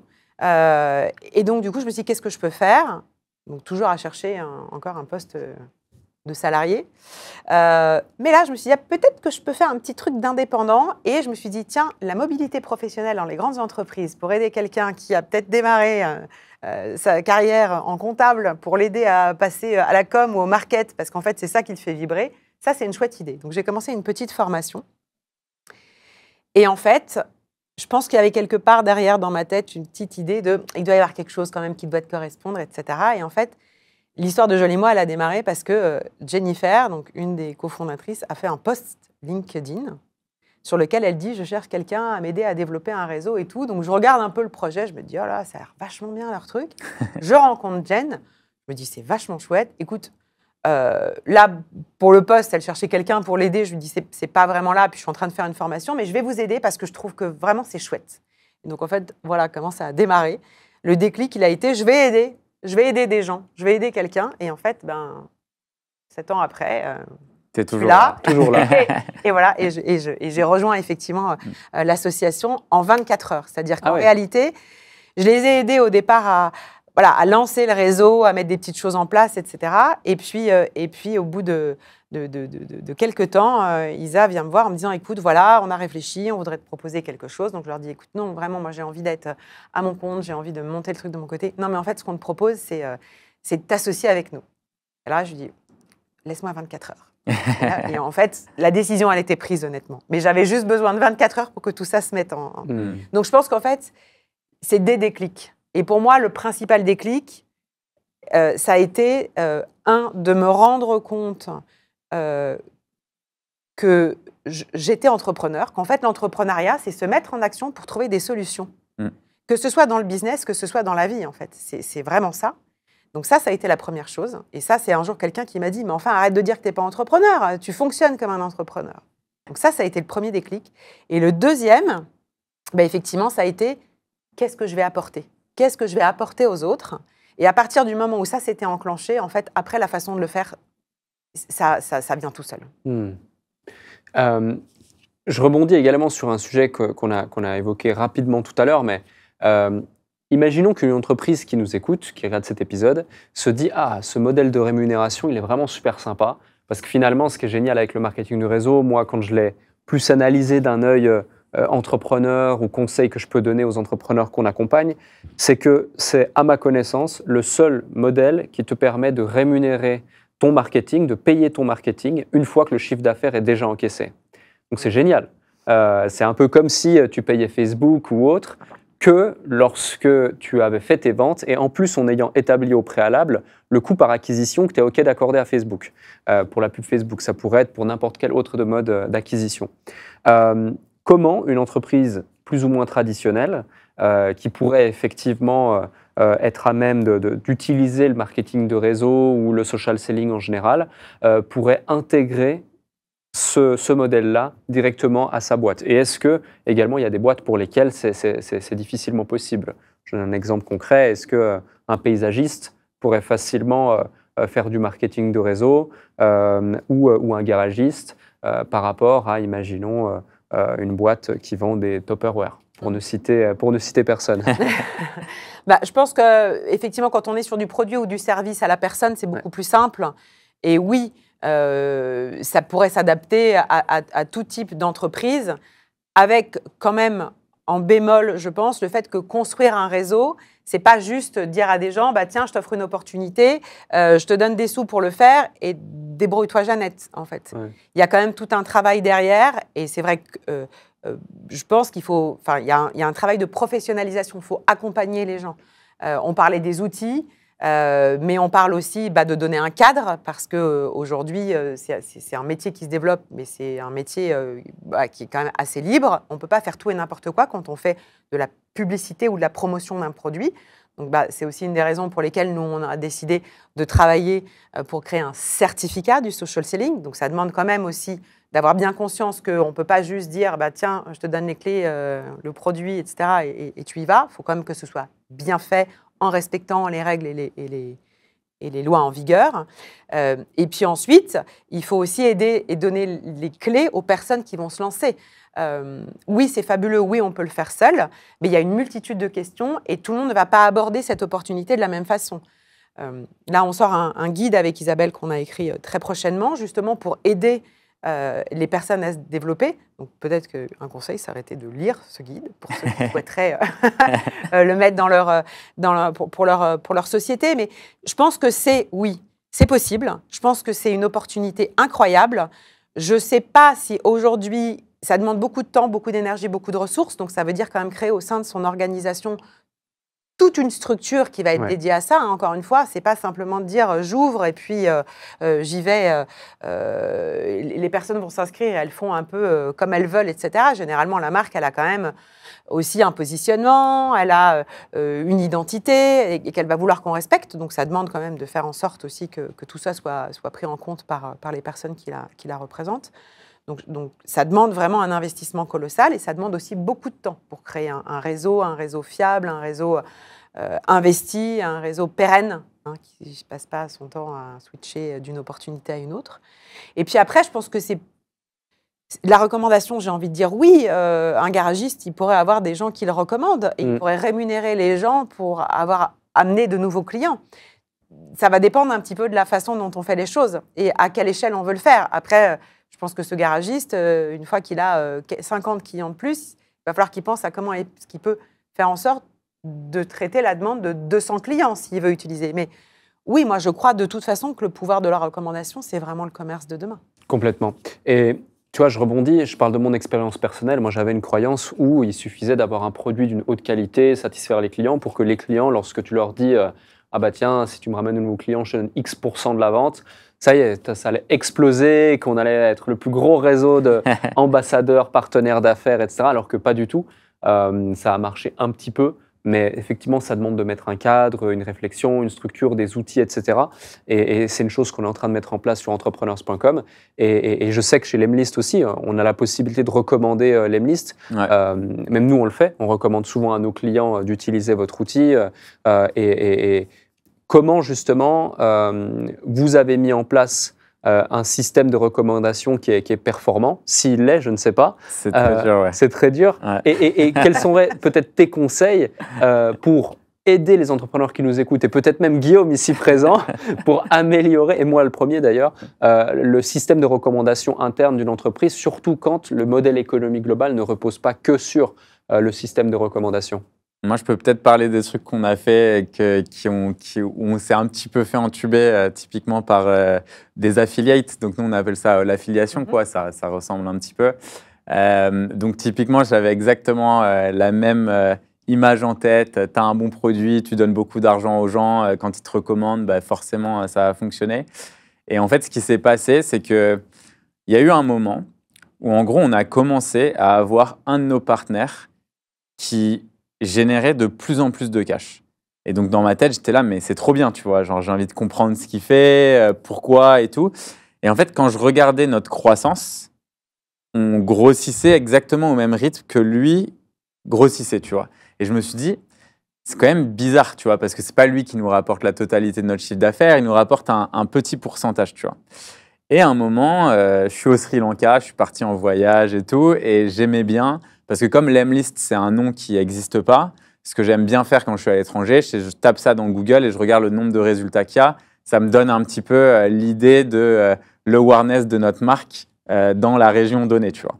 Et là, quand je tape l'Emlist, je vois qu'il y a des ads, alors qu'on ne fait jamais d'ads, tu vois. Genre sur Google AdWords, le premier lien, c'est un lien sponsorisé. Là, je clique sur le lien, et là, je vois que c'est le lien de notre affilié. Et en fait, ce qui se passait, c'est que le gars, il faisait des campagnes AdWords sur notre nom pour récupérer en fait notre trafic organique et il convertissait exactement à au même taux de conversion, tout ça. Donc lui, en fait, il payait peut-être le clic, genre, 10 centimes, parce que les gens qui tapaient l'Emlist, bah, c'était très pertinent, ils allaient sur la bonne page. Donc en fait, lui, un coût de client, ça lui coûtait peut-être 50 balles en AdWords et ça lui rapportait derrière, je sais pas moi, 300, 400 euros, tu vois. Et donc, il nous volait tout notre trafic organique. Et donc, c'est un truc qu'on a après cuté parce que je me suis rendu compte qu'on avait plein de gens qui abusaient le système, qui faisaient des trucs. Et clairement, c'est parce qu'on n'avait pas investi, tu vois. Et je pense que toi, tu auras des best practices à donner, mais sur comment tu sélectionnes les gens, qui fait quoi et tout. Et là, aujourd'hui, tu vois, on a un programme qui est beaucoup plus, que je gère pas d'ailleurs, mais qui est beaucoup plus carré et où justement, on évite ce genre de choses, quoi.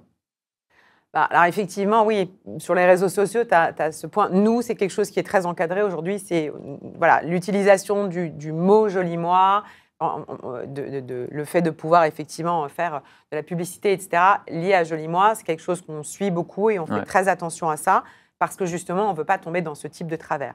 Après, on a une différence, nous, c'est que nous, on ne fait pas d'acquisition. C'est vraiment le réseau qui fait l'acquisition. Ouais. Donc déjà, c'est un petit peu différent, je pense, en termes de business model.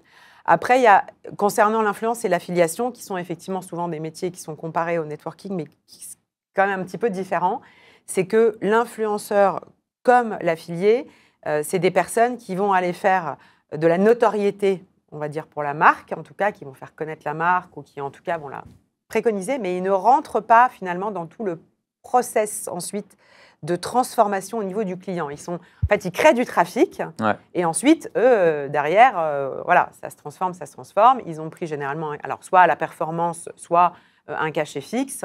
Et puis, ils s'en occupent pas. Aujourd'hui, enfin, ils ne s'occupent plus de la suite. Aujourd'hui, je pense que ce qui est intéressant, c'est aussi peut-être de voir comment est-ce qu'on peut inclure, et c'est ce qui se passe dans le networking, la personne dans tout le parcours, c'est-à-dire de la transformation, mais aussi au suivi client. Parce que ce qui s'est passé aussi sur pas mal d'affiliés et d'influenceurs, c'est que, bah, en fait, ils recommandaient des marques. Ensuite, le client rentrait dans le parcours client et puis ça se passait pas bien, ou le produit n'était pas réglementaire. Enfin, il pouvait y avoir une multitude de choses. Et en fait, c'est la réputation de qui était engagée. Bah, c'était la réputation de celui qui avait parlé du produit. Ouais. Donc, je pense que déjà, il y a un double effet. Il y a, et pour celui qui recommande, le fait de dire bah, « je suis dedans », et puis toi, le fait de te dire que s'il est dans l'ensemble du parcours, quelque part, il a un engagement qui n'est pas juste celui de te ramener du trafic et après, tu t'occupes de le transformer. Après, effectivement, bah oui, tu as ces phénomènes-là, et ça, pour moi, c'est quelque chose qui doit être encadré. C'est-à-dire qu'il faut qu'on t'apporte du plus. Ce n'est pas de détourner ce que tu fais déjà, toi. Sinon, ça n'a pas vraiment d'intérêt. Donc, il faut créer un cadre pour ça. C'est pour ça que je dis que c'est vraiment important d'imaginer de la création, de créer un cadre. Il y a beaucoup de formules qui existent. Même nous, au niveau des clients, on a un système d'ambassadeurs qui fait qu'un client qui commande chez nous et qui va amener un nouveau client qui n'a jamais été chez nous, qu'on ne connaît pas, et qui va le parrainer via un lien, etc., bah, ce n'est pas la même chose que tu vas faire cliquer quelqu'un sur un lien. Déjà, il faut que tu partages le lien. Donc, ça veut dire que tu es quand même rentré en contact avec la personne. Donc, tu vois, typiquement, voilà, les liens d'affiliation, c'est aussi une façon d'éviter ce genre de situation. Mais je crois, oui, que la recommandation client, alors il y a plein de façons de le faire. Ça peut être de recommander par rapport à quelqu'un qui utilise déjà, qui va avoir des avantages parce qu'il va préconiser à quelqu'un d'autre ta solution. Mais il faut effectivement avoir un moyen de tracer le fait que c'est vraiment lui qui l'a emmené.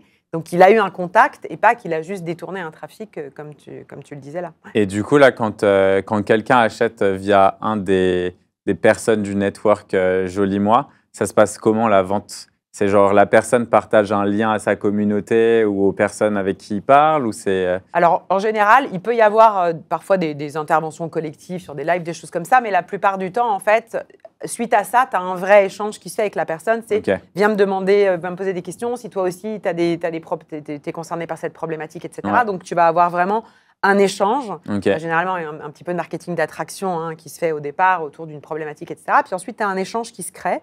À partir de là, en fait, le vendeur va partager un lien personnel, donc c'est ce lien qui va permettre effectivement de rattacher le client à lui. Ouais. Il va soit être face à un client qui a une problématique, ils ont réussi à déterminer ensemble exactement ce qu'il fallait comme type de produit, et donc il va lui dire, bah, tiens, tu as créé ton compte, je te crée voilà, ton panier, et puis la personne n'aura plus qu'à passer sa commande par rapport aux échanges qu'ils ont eus, qu'elle pourra modifier si elle le souhaite, alors ça, c'est pas trop le sujet.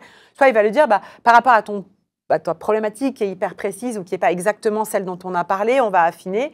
Voilà le lien du diagnostic, remplis ton diagnostic, je jette un petit coup d'œil et à partir de là, on va échanger ensemble. Mais il y a toujours cette nécessité de connexion pour essayer de comprendre un petit peu qui est cette personne, ce qu'elle veut. Et à partir du moment où il y a un diagnostic ou une commande qui est passée, un lien qui fait que le networker est lié directement au client, qui lui est attaché. Et c'est ce qui fait le succès, c'est qu'ensuite le client, il a un interlocuteur. Il le connaît, il peut lui poser des questions, que ce soit sur l'utilisation des produits, l'optimisation, ma commande n'est pas arrivée, ah bah tiens, j'aurais besoin de rajouter quelque chose d'autre, tiens, ça je l'ai utilisé mais je n'ai pas exactement le résultat. Voilà, c'est tout cet échange qui est derrière qui fait vraiment la force. Cet échange, c'est le networker ou c'est l'entreprise qui le gère? C'est le networker. D'accord. Ah, c'est génial. Vraiment un lien. Ouais, c'est vrai. Ouais. Nous, on va venir évidemment sur la partie service client. Ouais. Si on a une problématique de le colis est perdu, il y a quelque chose qui est endommagé, etc. Oui, on a un service, une interface qui est là et qui sert vraiment ou des questions parfois. Il y a aussi un client qui peut avoir une question sur un numéro de tracking, etc. Mais c'est vraiment l'expérience client, elle est vécue entre le networker et... Et le diagnostic, vous l'avez implémenté dès le début de l'entreprise ou... Dès le début, et on l'a fait évoluer. D'accord, ok. Dès le début, c'était vraiment une conviction de dire, bah, aujourd'hui on a 80 marques, à l'époque on en avait peut-être qu'une dizaine, mais 10 marques, ça veut dire 300, 400 produits, il ne peut pas connaître tous les produits. Et puis la personne, ce n'est pas forcément son métier, donc on va lui poser des questions, donc c'est quand même bien aussi. C'est-à-dire que toi, ta problématique, c'est l'anti-âge, bon, mais sauf que peut-être qu'en anti-âge, tu veux des produits hyper naturels, ou tu veux des produits hyper techniques, ou tu veux une crème très hydratante, ou tu veux un gel qui soit au contraire très léger. Bah, tout ça, en fait, c'est des spécificités de ton client et c'est là que le diagnostic est magique, c'est qu'il fait un premier filtre. Donc, parce que tu peux recommander un produit formidable, mais si ton client il veut un truc hyper léger et qu'il se retrouve avec une crème hyper épaisse, ça ne marchera pas. Complètement. Change de sujet, mais avant, tu évoquais le fait que vous ne faites pas du tout d'acquisition, à part celle du réseau. C'est un trait commun que j'ai souvent identifié dans des marketing de réseau, dans des boîtes de MLM, etc. Est-ce qu'il y a une raison particulière à ça? Est-ce que c'est pour éviter un conflit d'intérêts potentiel? Est-ce que c'est pour rester focus? Est-ce que c'est pour une raison de gestion des coûts, parce que les coûts d'acquisition seraient plus chers avec d'autres types d'acquisition? Ça peut être intéressant. Alors, je pense que c'est vraiment un point de vue stratégique. C'est-à-dire, je pense que le business model, il est fait pour ça. Le business model en lui-même, si on remonte à l'origine vraiment de la vente directe et encore une fois de Tupperware, on y revient, au départ, le fondateur de Tupperware, il a essayé de vendre ses produits dans des magasins. Sauf que c'était des nouveaux produits, c'était des boîtes hermétiques pour conserver les aliments, ça ne parlait à personne. Donc personne n'achetait, il n'y avait personne pour faire des démonstrations. Donc il fallait que quelqu'un s'arrête, qu'éventuellement à ce moment-là, tu aies un vendeur qui soit là, qui soit formé au produit, qui puisse expliquer pour que potentiellement il fasse une vente. Et donc, comme ça ne décollait pas, c'est une femme qui est venue lui dire, moi, j'ai une idée. L'idée, c'est prenez des gens à qui vous expliquez comment ça fonctionne, qui utilisent vos produits, et puis laissez-les faire la promotion de vos produits. Ils vont expliquer aux gens, quand les gens vont comprendre, c'est une évidence que tout le monde va vouloir acheter vos boîtes. Donc, ils ont testé. ça a cartonné.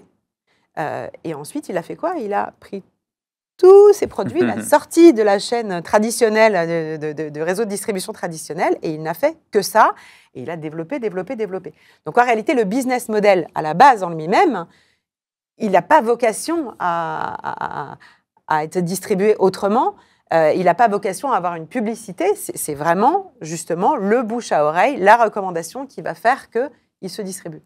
Donc pour moi, c'est vraiment lié au business model. Après, c'est effectivement, il y a d'autres formes d'investissement qui sont faites. Après, faire de l'acquisition client, nous, on a en fait des personnes qui vont arriver parce qu'ils ont entendu parler de Joli Moi, parce qu'ils sont curieux, etc. Mais on va les mettre en relation avec on va vraiment leur proposer d'être en relation. En fait. Ben oui, parce que c'est une vraie expérience qui fait la différence. Donc, en fait, l'intérêt d'avoir du client en direct, pour nous, il n'existe pas.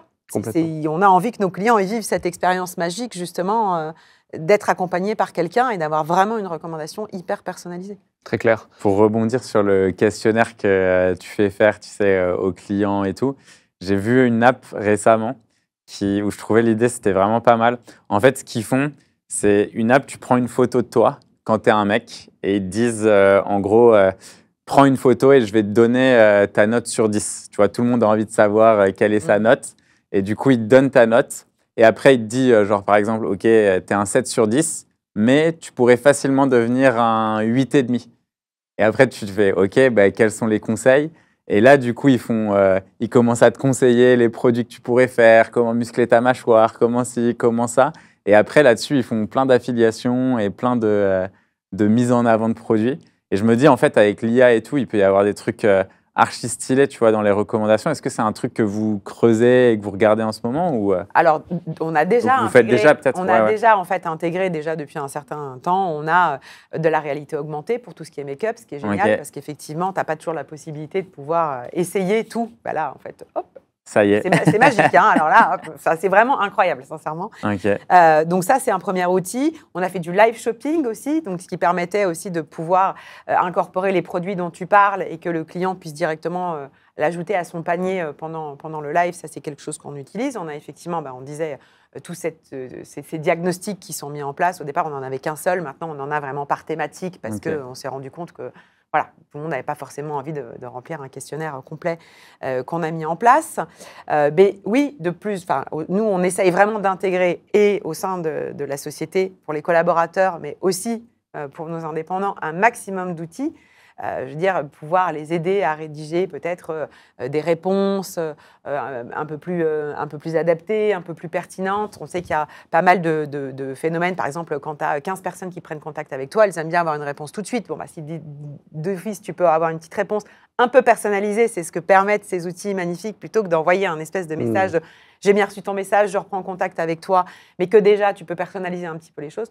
Donc oui, on a vraiment cette vision de plus en plus d'utiliser ces outils pour aider aussi les indépendants à performer parce que ils ont chacun aussi leurs points forts.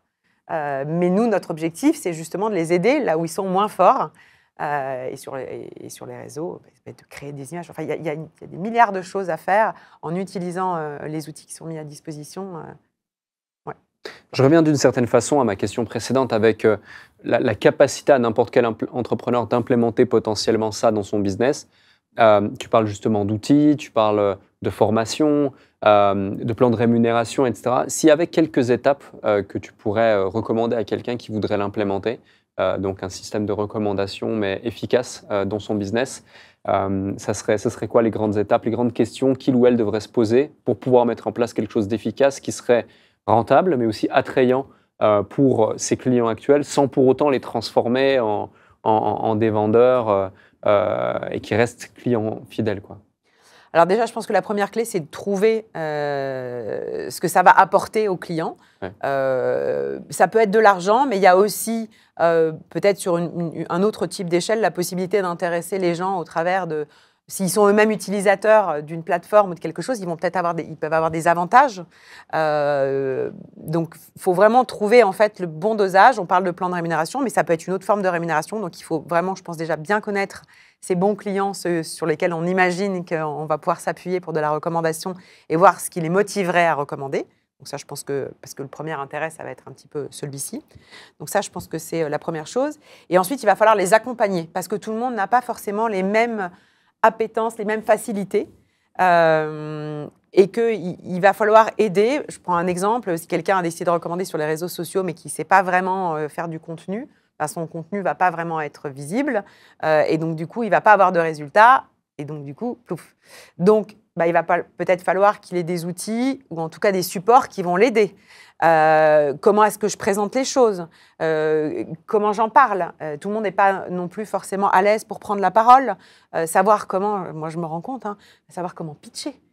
Bon, donc il y a quand même tout un travail aussi de formation, c'est-à-dire que quand je dis mettre des outils, en fait, c'est d'imaginer tout ce dont quelqu'un qui va représenter la marque a besoin et de dire, bah voilà, moi je vais te mettre tout ce dont tu as besoin, tu utilises ce que toi tu as quand même une ligne directrice de ce que tu peux faire et ne pas faire par rapport voilà, aussi à la vision, à la société, etc., pour laquelle tu vas travailler, tu vas t'engager. Et en plus, tu vas, là où tu ne te sens pas à l'aise, tu auras les outils pour le faire et qui vont t'aider. Gain de temps, gain en efficacité, gain en confiance. Quelqu'un qui gagne en confiance, il a des résultats. S'il a des résultats, il est content, il continue. Et qu'est-ce qu'il fait? Il recommande à d'autres personnes. Voilà. Donc pour moi, la clé, elle est vraiment là. Très clair. Un autre sujet, c'est que tu es maman également. Comment on fait pour trouver l'équilibre justement entre vie pro, vie perso, être maman, alors qu'on a une boîte qui croît aussi rapidement? Parce que j'imagine que ça ne doit pas être simple tous les jours aussi, ou peut-être que... Ouais, alors moi, par rapport à mes associés, j'ai la chance d'avoir des enfants qui sont grands. Donc moi, je suis plutôt en train de les pousser vers l'entrepreneuriat, genre discrètement. Mais c'est vrai que, alors moi, on parle beaucoup d'équilibre, et c'est vrai que nous, en interne, on parle plus d'harmonie. D'harmonie parce qu'en fait, un équilibre, ça sous-entend qu'il faut toujours être exactement dans une balance entre deux. Or, je pense qu'il y a des moments où on est plus investi peut-être dans son boulot, des moments où on a plus besoin parce qu'on est dans des périodes charnières, où on a simplement, on est plus engagé. Et puis, il y en a d'autres où on l'est moins, on a peut-être moins l'énergie, etc. Donc, je pense qu'il faut absolument arriver à raisonner en harmonie. Moi, je pense qu'il faut vraiment se mettre des limites. Moi, ça fait partie des conseils que je donne à tous ces indépendants que j'accompagne, c'est il faut vous mettre un cadre, en fait. Parce que quand on fait ce qu'on aime, en plus, on a tendance à pouvoir le faire à l'infini. Ça ne s'arrête jamais. On a toujours une idée à noter, il y a toujours un coup de fil à prendre, il faut toujours répondre à un mail. Bref. Donc, et en fait, on s'épuise. J'ai écouté une de tes émissions, justement, où il y avait quelqu'un qui parlait de cette période de burn-out, comme si c'est un peu la période panique. En fait, il faut faire attention à ça. Si on est dans une spirale incessante et qu'on n'est pas capable de se mettre des limites, c'est la cata. Donc, je pense qu'il faut se les mettre dès le début. Il faut se les mettre de façon... Alors, moi, je les ai mises de façon hyper scolaire. J'ai des horaires. Il y a des choses que je dois faire absolument parce que ça fait partie de mon équilibre. Et donc, du coup, j'ai du sport. Voilà, ça... Donc, c'est figé, c'est acté. Personne ne peut le déplacer. Il faut vraiment qu'il y ait un truc hyper important pour que j'abandonne. Ensuite, j'ai des horaires. J'arrête à partir d'un certain moment. Alors, j'arrête en 2 temps. J'arrête à partir de... dire 18h, 18h30, où je suis un peu en veille s'il y a des urgences, mais je fais d'autres choses, je ne suis plus du tout dedans. Et puis après, il y a un moment donné où je coupe. Donc c'est généralement à l'heure du dîner, particulièrement quand j'ai des choses, sauf si j'ai vraiment des méga urgences, je coupe. Plus de notifications, voire maintenant je laisse le téléphone loin de moi, et pareil le week-end et pendant les vacances. Ça demande un énorme effort. Mais je pense que c'est fondamental, et je pense que quand on a des enfants, et moi je travaille avec beaucoup de femmes, parce que dans le social selling, on a beaucoup de femmes, donc beaucoup de mamans. Et en fait, il faut passer du temps, et vraiment le temps qu'on passe avec ses enfants, on doit le passer avec ses enfants. Le temps qu'on passe au boulot, on doit le passer au boulot. Mais si on commence à faire un petit peu des deux, en fait, on fait vraiment rien. Et ça, c'est quelque chose qu'on leur a appris. Donc, elles ont bloqué. Moi, elles travaillent. Le mercredi, c'est les enfants. À partir de la sortie de l'école, c'est les enfants. Par contre, on est hyper efficace et on est hyper focus le reste du temps. Et puis, comme on n'a peut-être pas suffisamment de temps dédié, on va trouver d'autres moments. Mais d'autres moments où ça nous arrange. Et ça, je pense que c'est comme ça qu'il faut le construire. Tu parles du fait d'être hyper efficace, hyper focus. Alors, Je pense que c'est un muscle et puis au fur et à mesure du temps, tu le deviens de plus en plus et tu trouves les stratégies, non pas que tu entends à gauche à droite, mais qui te conviennent le mieux. En tout cas, personnellement, c'est ce qui marche pour moi. Je pense que c'est pareil pour Guillaume, pareil pour toi également. Mais tu évoques aussi toutes ces personnes qui se lancent, que ce soit des femmes, des hommes, et qui pour eux, c'est une découverte, ce monde de l'entrepreneuriat, ou en tout cas le fait d'être indépendant, et qui doivent mettre en place de nouvelles routines, de nouvelles règles dans leur quotidien. Comment quelqu'un qui se lance, qui écoute cet épisode, qui a peut-être de la peine justement à être bien organisé, à être efficace, à être focus, à être performant dans son quotidien et qui peut-être même se sent frustré parce que entend à gauche et droite des conseils qui ne sont pas forcément adaptés à lui ou elle, pourrait l'être davantage? Alors, je pense qu'il y a plein de méthodes qui existent pour le faire. La première, c'est déjà de savoir quel résultat. Je pense que c'est déjà d'avoir une idée de là où on veut aller. Ça peut paraître bête, mais en fait, quand on se lance, notamment dans cette activité d'indépendant, on se dit « Ah, je vais gagner de l'argent ». Ok, mais tu veux gagner combien? Parce que si tu veux gagner 100 €, tu ne vas pas faire la même chose que si tu veux en gagner 1000 ou 10 000.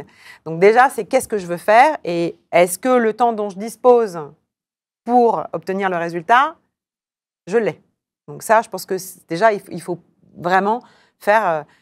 on appelle ça un business plan, mais en fait, à minima, un plan d'action. C'est qu'est-ce que je vais chercher et ensuite, comment je vais le faire.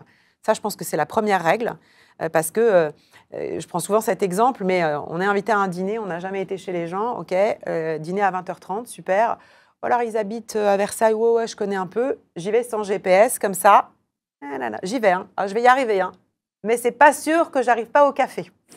Alors qu'en mettant son GPS, on va arriver et a priori, même si on a des encombres parce qu'il y a eu un accident, etc., bon an, mal an, on arrivera pour l'apéro ou pour l'entrée. Donc, c'est la même chose pour un entrepreneur. Il faut qu'il mette en route son GPS. Et s'il n'a pas pris le soin de se poser les bonnes questions, d'avoir vraiment quantifié ce qu'il voulait faire, le résultat qu'il voulait obtenir et qu'il n'ait pas vérifié qu'il ait bien les ressources pour le faire, ça, déjà, pour moi, c'est la base. Une fois qu'il a fait ça, c'est qu'est-ce que j'ai, de quoi je dispose pour le faire, et qu'est-ce qui me manque, les ressources. À partir du moment où il détermine, OK, ce que j'ai, c'est là, et ce qui va me manquer, où est-ce que je peux le trouver? D'accord? Donc ça, je pense que c'est la deuxième étape. Et après, c'est, OK, donc j'ai un plan à court, moyen, long terme, mais en tout cas, dans l'immédiat, qu'est-ce qui va donner un résultat? Quelle action il faut que je mette en place pour obtenir un résultat? Donc ça, c'est la partie, j'allais dire, pratique. Je pense qu'il faut faire absolument en amont. Et ça, pour moi, c'est la vie de tout entrepreneur. Hein. Si on ne sait pas où on va, ça va être plus difficile. Et après, c'est comment je le fais. Comment je le fais? Je pense que dans un premier temps, il ne faut pas vouloir tout faire en même temps. Il faut se dire, je me focalise sur 2 ou 3 actions. Je fais une action à la fois. On est dans une époque où on veut faire 15 trucs en même temps. Multitasking, hyper bien. On a fait un petit chapitre justement là-dessus avec Isa, où on a donné un petit exercice, par exemple. Vous allez écrire, vous prenez un petit stylo et un minuteur, et vous allez écrire multitasking. Et en dessous, vous allez écrire 1, 2, 3, 4, 5, 6, 7. Okay. Vous comptez combien de temps ça vous prend.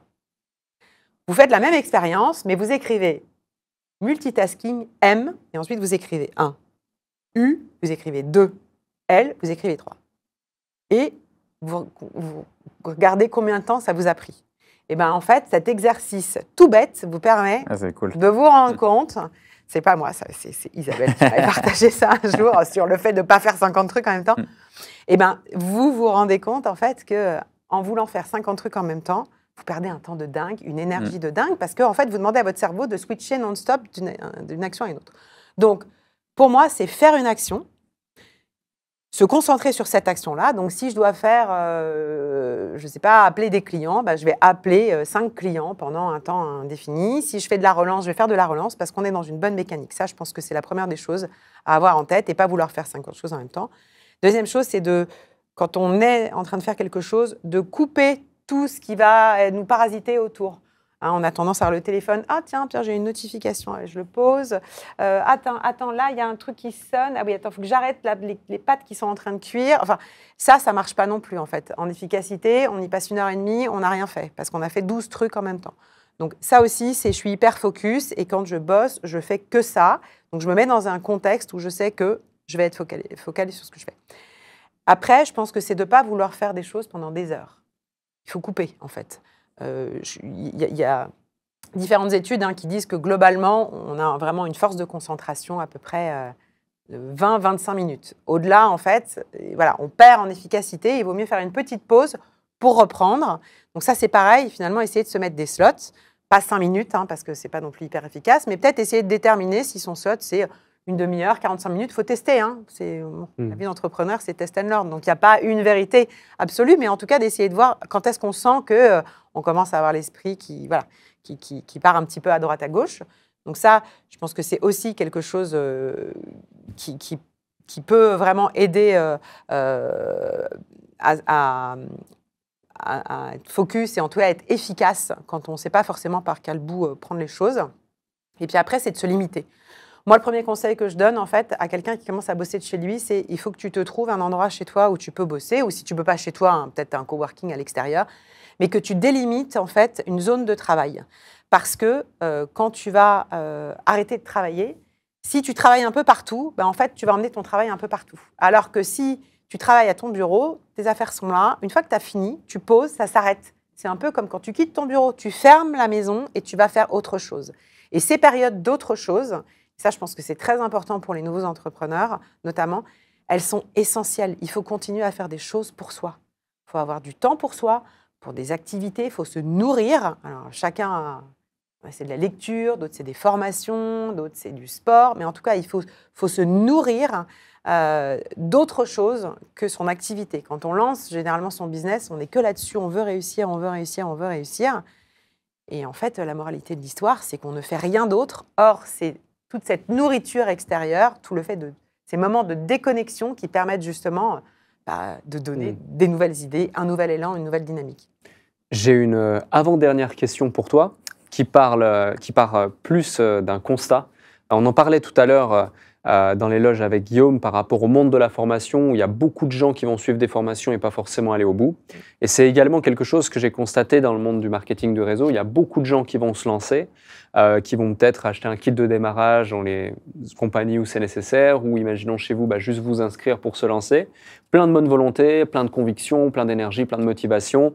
Ils vont se dire, voilà, je me lance, let's go. Et ils ont le sentiment d'avoir déjà fait 90% du travail au moment de la décision. Mais souvent, ça n'aboutit pas forcément. Au bout de quelques heures, quelques jours, quelques semaines ou quelques mois, ça va s'estomper jusqu'à souvent abandonner.